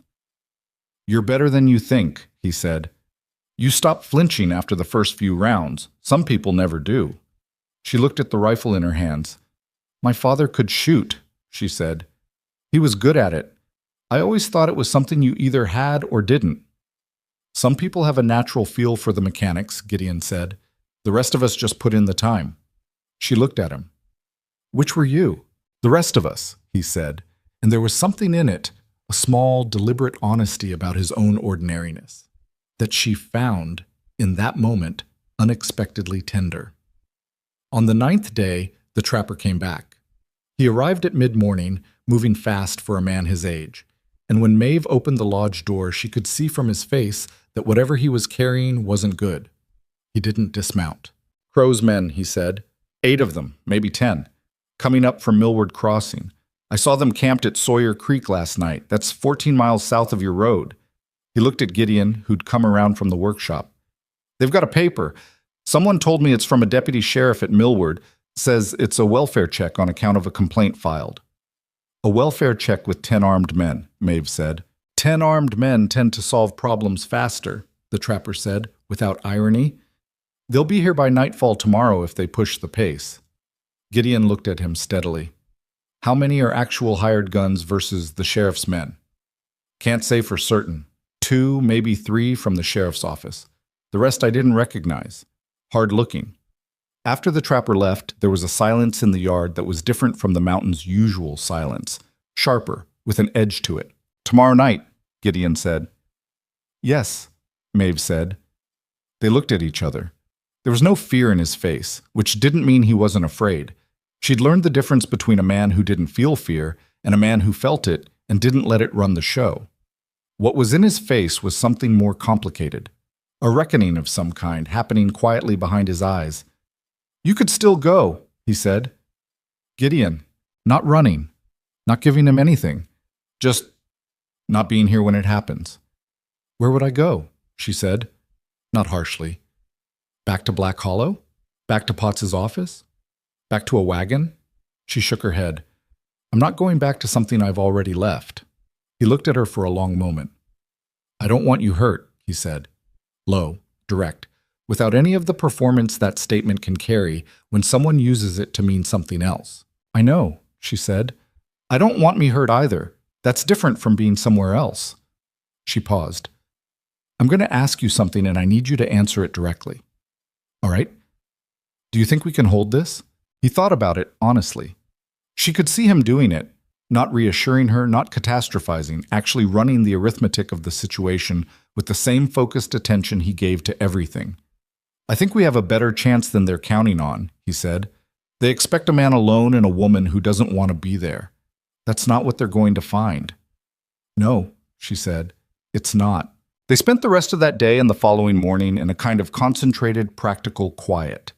She laid in bandage cloth and boiled water and set the medical supplies she knew how to use on the shelf nearest the fireplace. He went over the lodge's structural vulnerabilities and addressed what he could address in the time remaining. They moved furniture, positioned the water containers, and agreed on a system: which windows, which positions, how to communicate across the building without shouting. She wrote one more letter. She wrote it at the kitchen table in the afternoon while Gideon was on the roof checking the chimney cap, a letter addressed to the territorial governor's office, laying out in concise, clear language what was happening and who was responsible for it. She didn't know if it would arrive in time to matter. She wrote it anyway, because a record was a record whether it arrived before or after, and because writing it was a way of insisting on the truth of what was happening against whatever story Crow would tell if things went wrong. The sun went down on the last day of relative peace, and they ate supper without much conversation, and then didn't immediately go to their separate rooms. They sat by the fire, in their usual places, Gideon in the big chair, Maeve in the one he'd made for her. And the fire burned, and the mountain was dark beyond the windows, and neither of them said anything for a long time. "Tell me about a book," Maeve said finally. He looked at her. "What? Tell me about one of the books on those shelves. One you've read so many times, it's falling apart." He looked at the shelves. She watched him consider the question with the same seriousness he considered practical questions, because that was how he was. The things in his mind were all the same weight, more or less, which was a quality she'd come to find remarkable in a world full of people who treated ideas like decoration and practical matters like real things. He pulled down the Cervantes. He talked about it for a long time. Not a summary, not an explanation, but the thing itself, the way the novel worked and what he thought it was actually about, which he felt was not what most people thought it was about, which was idealism and reality. He thought it was about the story you have to tell yourself to keep moving. And what happens when that story finally cracks? He said it with the slightly uncertain delivery of someone who'd arrived at a conclusion alone and wasn't fully sure how it would hold up when said aloud. "I think you're right," Maeve said. He looked at her. "You've read it?" "No, but what you described, yes. I think that's right." She paused. "The story you tell yourself to keep moving. I've had one of those." "What was yours?" She thought about it. "That I was practical," she said. "That everything I did was practical and sensible and therefore couldn't really be a mistake. Staying with Declan was practical because leaving cost money and disruption. Staying at the mill was practical because the wage was reliable. Coming to Montana was practical because I had no other options." She looked at the fire.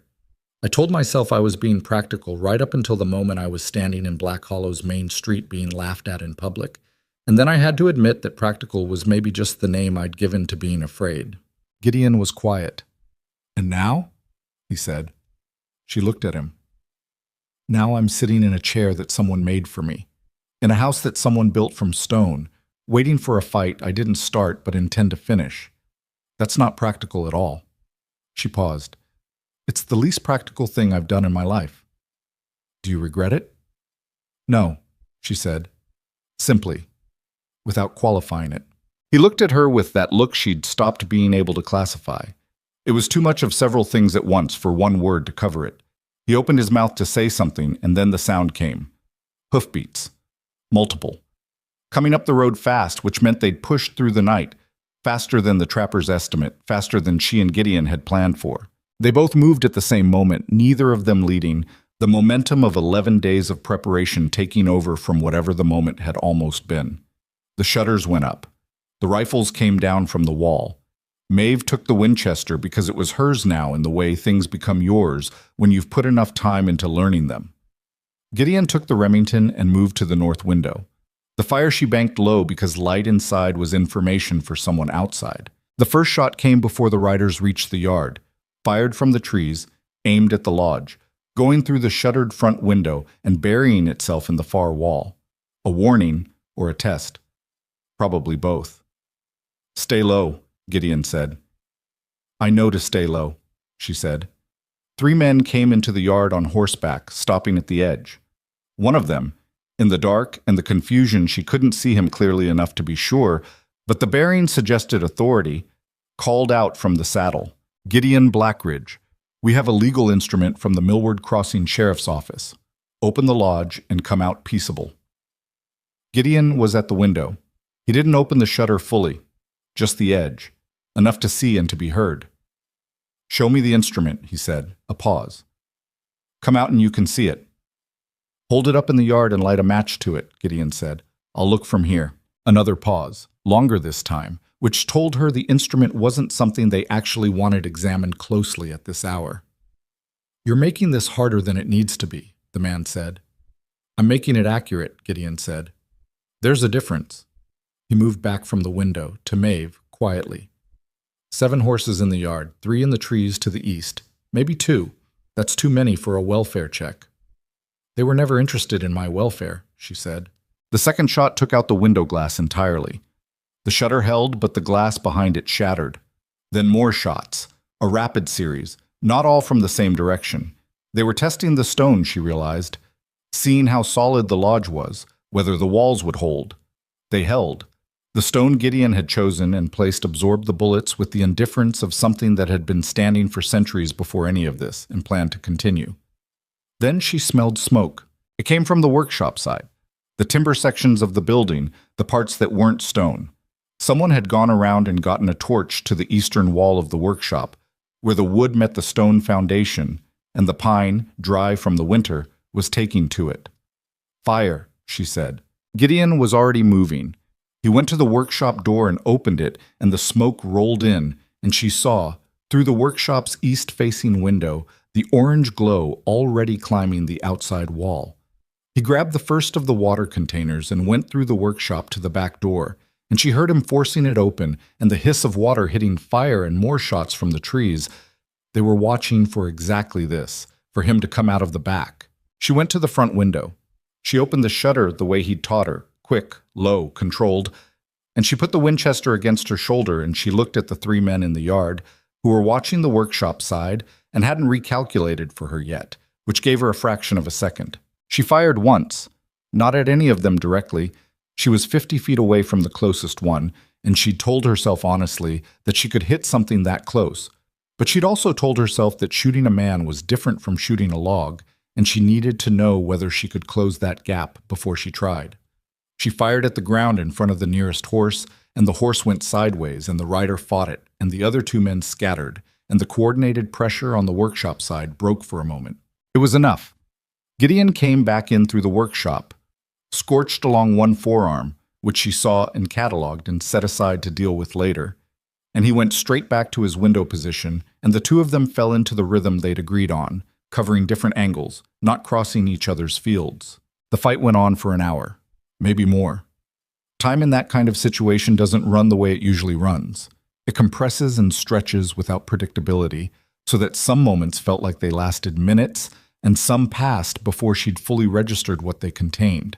The fire was the worst part. They got it out, mostly, but not before it took the eastern wall of the workshop and part of the roof, and the smoke it had sent through the building had left everything with a layer of gray that wouldn't come out of the wood and probably wouldn't come out of her lungs for a week. She coughed through the second half of the siege in a way that was functionally impossible to control and deeply inconvenient. 2 of Crow's men were hit. She didn't know by which shots. The accounting was impossible in the dark, and the smoke, and the noise. Neither of them appeared to be fatally wounded from what she could see, because they were removed from the fight by other men rather than staying where they fell. The sheriff's deputies, the real ones, if that's what they were, had retreated to the tree line early on and mostly seemed to be observing rather than participating, which told her something about the kind of legal authority that paper actually carried. She was at the kitchen window, which faced west and gave a partial view of the yard and the road, when the lodge's front door came in. Not the lock. They had reinforced that. The door itself, frame and all, forced by something heavy being used as a ram, which told her the men outside had decided that the stone walls weren't going to give and that they needed to change their approach. The door came down and two men came through it fast, and Maeve was across the room and not at a shooting angle, and the Winchester was at the window she'd just left. She had the water. It was not a brilliant tactical decision. It was the decision that was available to her, the thing that was in her hands in the moment before thinking caught up with action. She threw the large water container, full 30 pounds of water and clay, at the near of the two men, and it hit him in the shoulder and staggered him, which was enough. She got to the Winchester. She pointed it at the two men in the doorway. "Out," she said. "Both of you, out of this lodge right now." They looked at her. Hard men, the kind who'd been hired because they didn't frighten easily, and they were doing the calculation of a woman with a rifle and whether she would actually use it. She could see them doing it. "I have been shooting this rifle for the past hour," she said, in the same clear, carrying voice she'd used in Black Hollow's main street. Not loud, clear. "I am not shaking, and I am not afraid of you, and the angle I have is a good one. Get out." One of them glanced back at the other. Some communication passed between them that she couldn't read. Then the nearer one, the one she'd hit with the water container, took a step backward. The second one stayed a moment longer, the arithmetic still running. Then he followed. They backed out of the doorway and into the yard, which was where Gideon found them when he came around from the workshop side. And the two men took stock of what they were looking at and made the decision that hard men make when the math stops working in their favor. They ran. The sound of hooves leaving. Multiple, fast, going south. Took about 4 minutes to fade entirely. Then there was the mountain silence again, complete and textured, filling back in around the absence of everything that had just happened the way water fills a hole in the ground. Maeve stood in the ruined doorway. The yard was empty. The trees to the east were dark and still. The smell of smoke and gunpowder was everywhere. Her hands, she noticed, were shaking. The delayed shaking that happens after a thing is over, when the body decides it's finally allowed to react. She was still standing there when Gideon came around the lodge and into the yard and stopped when he saw her. He was holding the Remington at his side, and he had a cut above his left eye from something. Glass, probably, from the window. And the scorched arm she'd noted earlier, and he was breathing harder than usual. He looked at her. She looked at him. "The arm," she said. "It's not bad." "Show me." He came toward her and she looked at the burn on his forearm. Significant. The kind that would blister and needed proper dressing, but not the kind that went all the way through. She'd seen worse burns in the mill. She knew what to do with it. "Inside," she said. They went in. The door she'd have to deal with in the morning. Right now, she pulled the fallen frame aside enough to pass and left it. Gideon sat at the table. She got the bandage cloth and the boiled water she'd prepared and the salve she'd made 3 weeks ago from the herbs she'd found in the cellar stores, because she'd done this thinking ahead, and was grateful now for her own earlier practicality. She dressed the burn without speaking, working carefully, and he sat still for it in the way of someone who's learned that accepting care isn't the same as needing to be taken care of. When she finished, she tied the bandage and sat back and looked at him across the table. "The deputies," she said. "The real ones. They saw all of it." "Yes," he said. "That's documentation," she said. "What Crow told them versus what they watched happen. They'll have to account for that."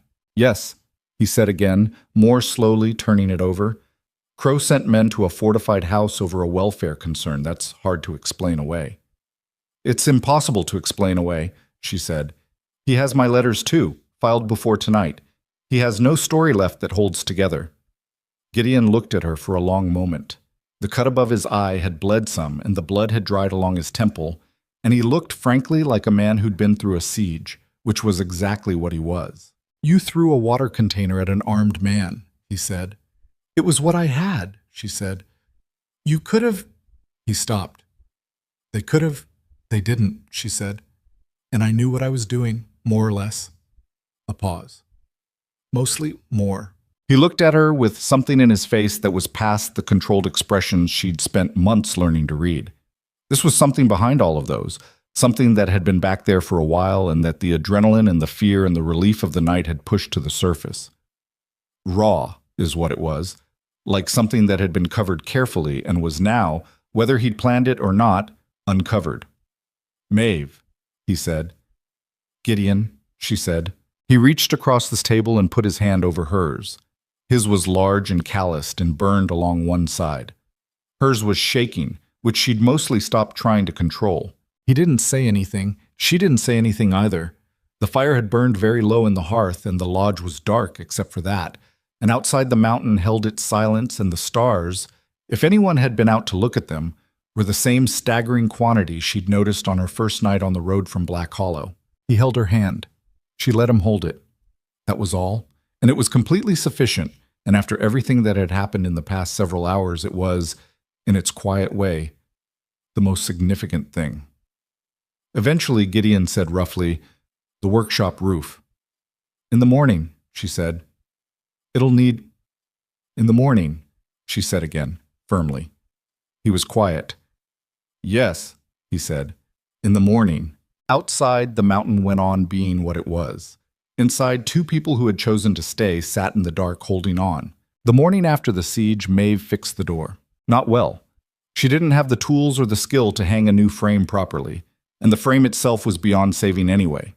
What she did was prop the door back into the opening with 2 lengths of timber braced against it at angles, which was not elegant and was not permanent but kept the cold out and the basic sense of enclosure intact.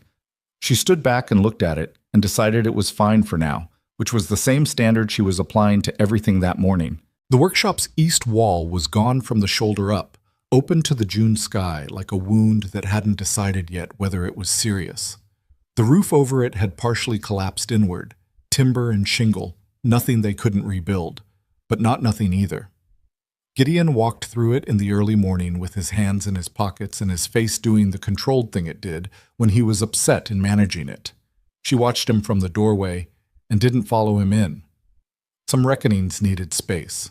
He came out after a few minutes. The burn on his arm was bandaged and the cut above his eye had scabbed over, and he looked, in the particular light of early morning after a hard night, like a man who'd been through something and was still in the middle of deciding what it meant. "How bad?" she asked. 2 weeks of work," he said. "Maybe 3. I'll have to get timber from below the tree line." He looked at the wall. "The tools are mostly all right. They were on the west side." "Then it's fixable," she said. "Yes," he said. "It's fixable." She handed him coffee. He took it without ceremony, the way he took everything she offered, without performance, just acceptance, which she'd come to understand was its own kind of trust. They stood in the yard in the early morning and drank their coffee and looked at what the night had left them with, which was damage and survival and the particular quiet of a place that had been through something and was still standing. 3 days later, the sheriff arrived. The real one, not the Millward Crossing deputy who'd watched the siege from the tree line, but the territorial sheriff from Helena, a gray-haired man named Aldous Frick, who rode up the mountain road with 2 deputies and the expression of someone who had read several conflicting accounts of a situation and intended to form his own opinion. He was thorough. He spent 2 hours at the lodge, walking the property, examining the damage, taking down what Maeve and Gideon told him in a small leather notebook with the careful attention of a man who understood that what he wrote now would matter later. He spoke to them separately, which she respected. It was the right investigative instinct, to see whether the accounts matched without the accounts being able to coordinate. Hers did. So did Gideon's. The sheriff noted this without saying so directly. "The letters you filed," he said to Maeve before he left.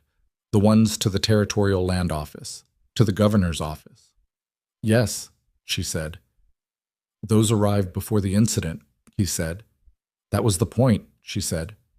He looked at her for a moment with the assessing look of a man who was updating his understanding of something.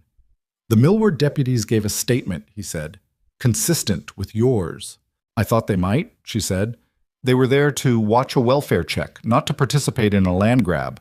I expect that distinction matters to them professionally." Frick nodded slowly. "Silas Crow is a man with considerable resources," he said. "I want you to understand that what comes next will not be fast." "I know how these things work," she said. "It may be difficult." "Sheriff Frick," she said, "a man sent 10 armed men to my home in the middle of the night. I already know what difficult looks like." He looked at her steadily. Then he put his hat on. "I'll be in touch," he said. What came next was not fast. Frick had been right about that. It moved through the territorial legal system the way serious things move through slow institutions, in increments, with paperwork at each stage, with delays that felt designed to outlast the people seeking resolution. Crow hired 3 lawyers. The Territorial Land Office opened an inquiry. 2 separate complaints were filed against the Millward Crossing Sheriff's Office for facilitating what the complaint termed an unlawful paramilitary operation, which was the kind of formal language that looked extreme until you remembered that 10 armed men had come up a mountain in the dark. Potts, to his credit, and probably to his own surprise, told the truth. His deposition to the Territorial Court was straightforward. The arrangement between Maeve Callahan and Gideon Blackridge had been legal, voluntary, and properly documented. He produced the paperwork. The papers were exactly what they said they were. Crow's lawyers tried to argue technicalities around the nature of matrimonial brokerage contracts under territorial law, which was a strategy so nakedly beside the point that even the territorial judge, a man not known for his speed of opinion, dismissed it inside of 20 minutes. Gideon learned all of this in pieces, by post, the letters arriving at irregular intervals through the summer and into the fall.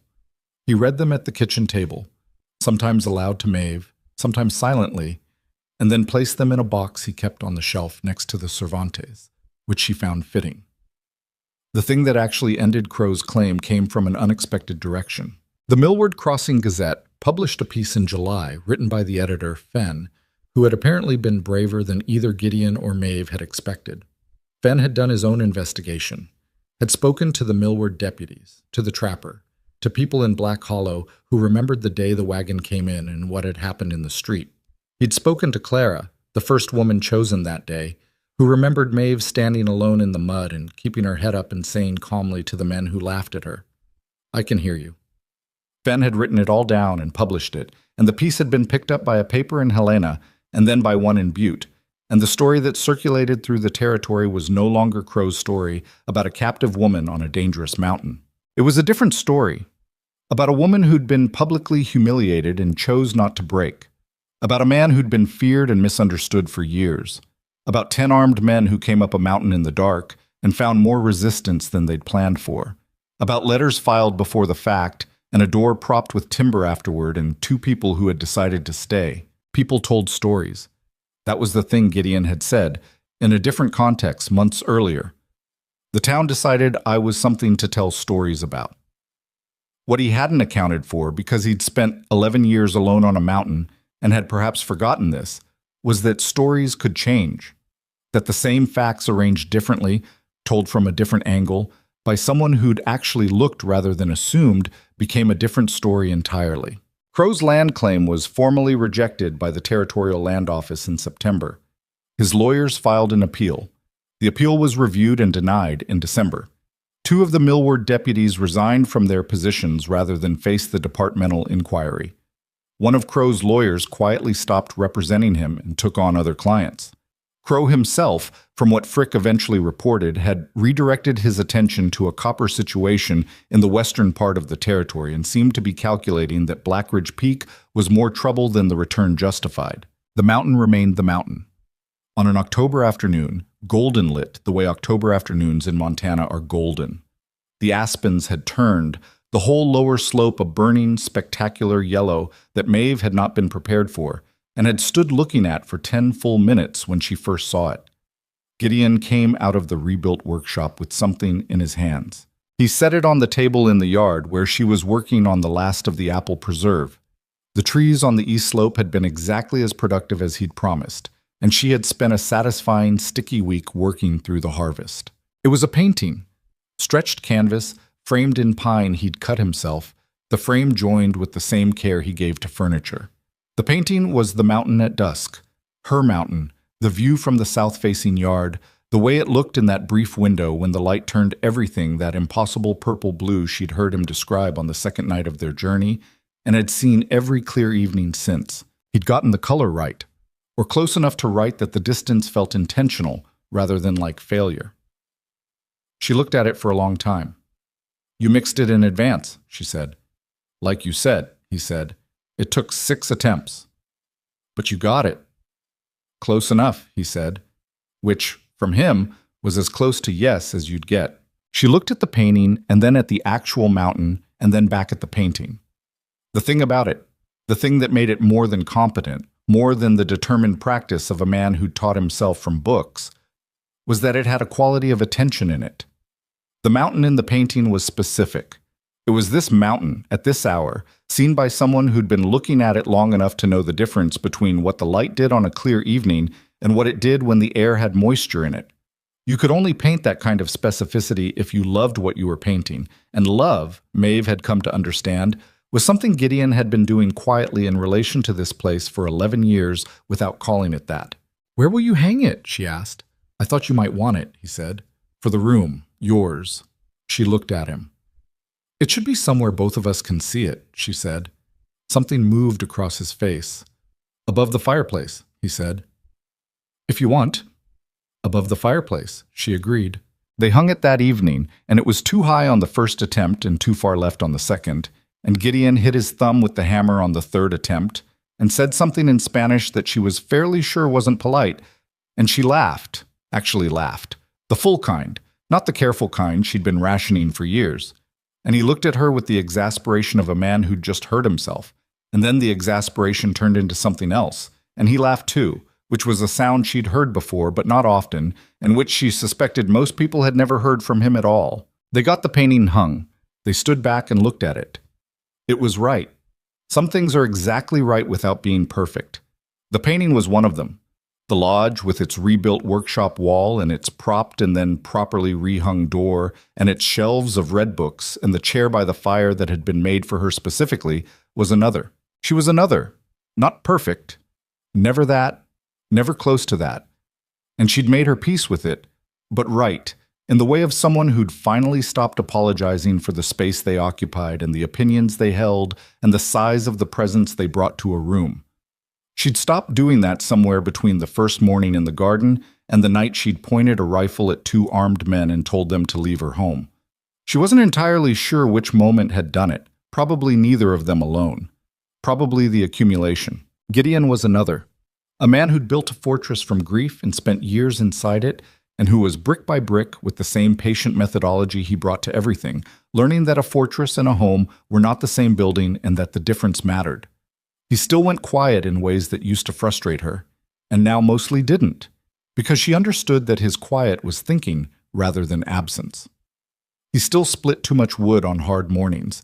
He still sometimes reached for the controlled blankness when he was frightened rather than saying so, and she'd started calling him on it, gently but directly, and he was slowly, very slowly, learning that being seen in the middle of something difficult was not the same as being diminished by it. They were both of them works in progress. That was the honest version. On a cold evening in November, when the first real snow of the season had been falling since midday, and the world outside the lodge windows was white and still, and the fire was the center of everything, Gideon said, "I want to ask you something."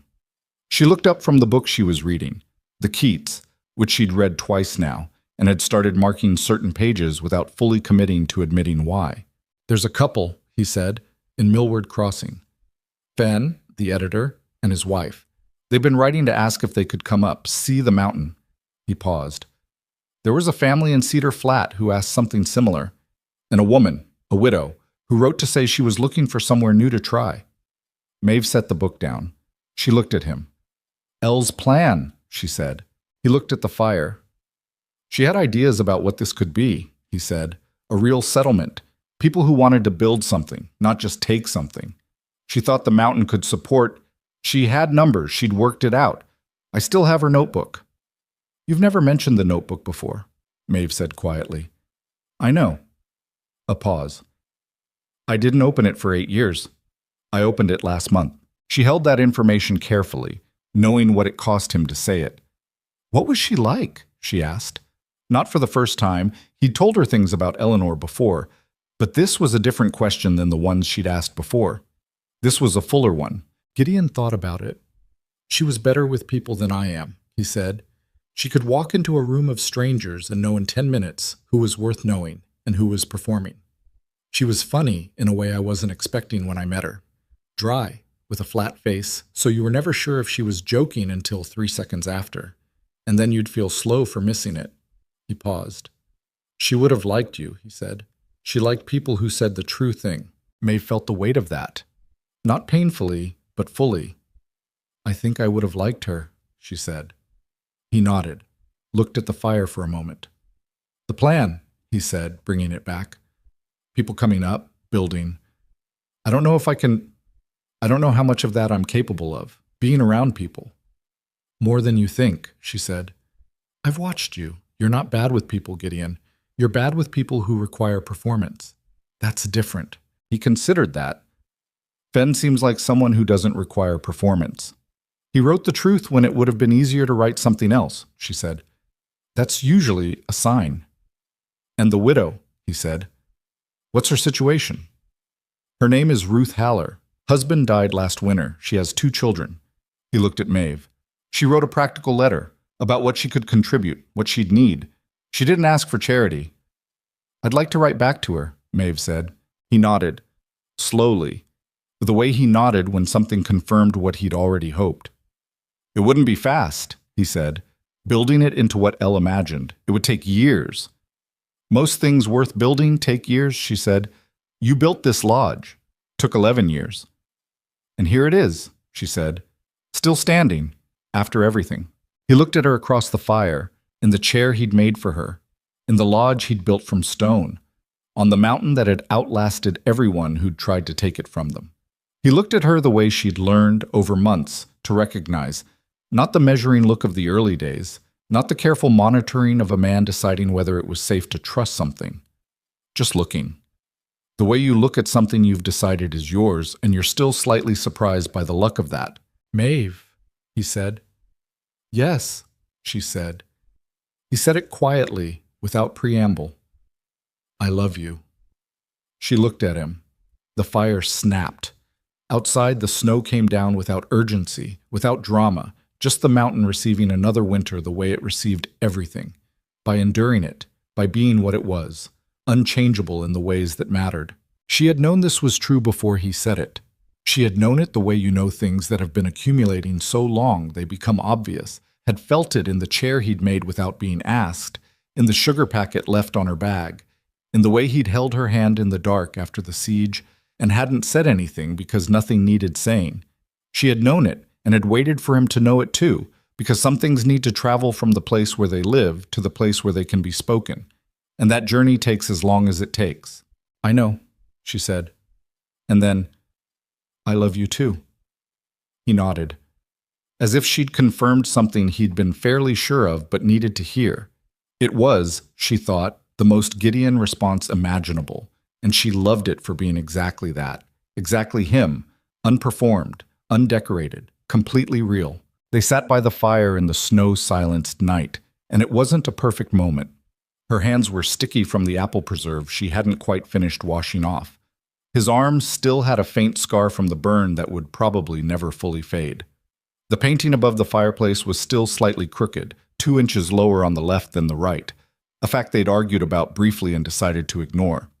The lodge had a rebuilt wall that didn't quite match the original stone, and a workshop that smelled of new timber in a way that would take another year to settle into itself. None of it was smooth. None of it had come easy.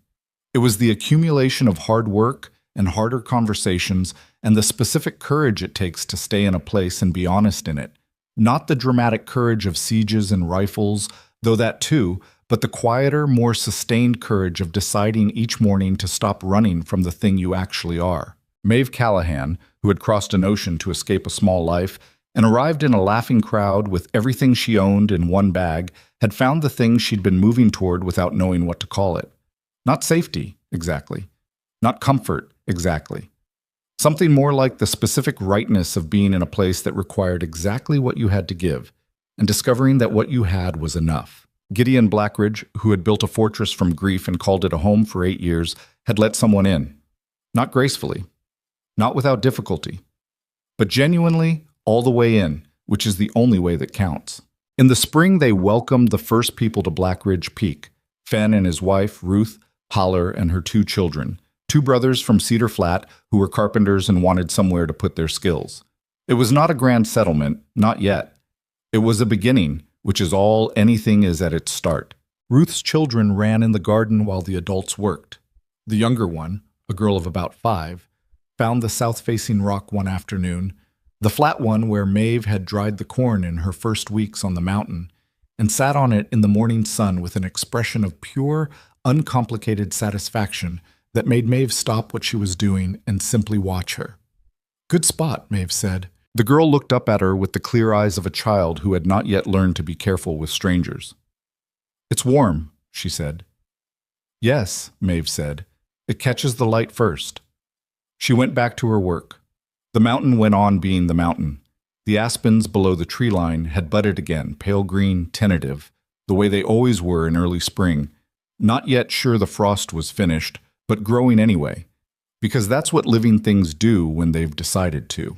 Years later, this is the part that gets told, the part that travels from town to town, the way stories do when they're true enough to stick. Travelers crossing the frontier would stop in Millward Crossing or Black Hollow and hear about the settlement on Blackridge Peak, about the woman who'd been left standing alone in a mud street and had gone on to help build something worth being proud of, about the giant mountain man who'd turned out to be a scholar and a musician and a man who painted the same mountain 50 times trying to get the color of the evening light exactly right. Some stories get better in the telling. Some of them, the rare ones, are better than the telling because the telling can't quite hold everything the story actually was.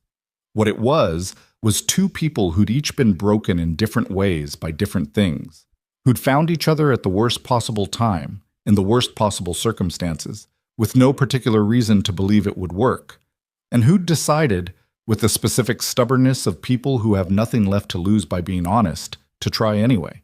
On the highest ridge above the valley, on clear evenings when the light came down at that low amber angle and the aspens caught it and threw it back, you could sometimes see two figures standing side by side, looking out over what they'd built.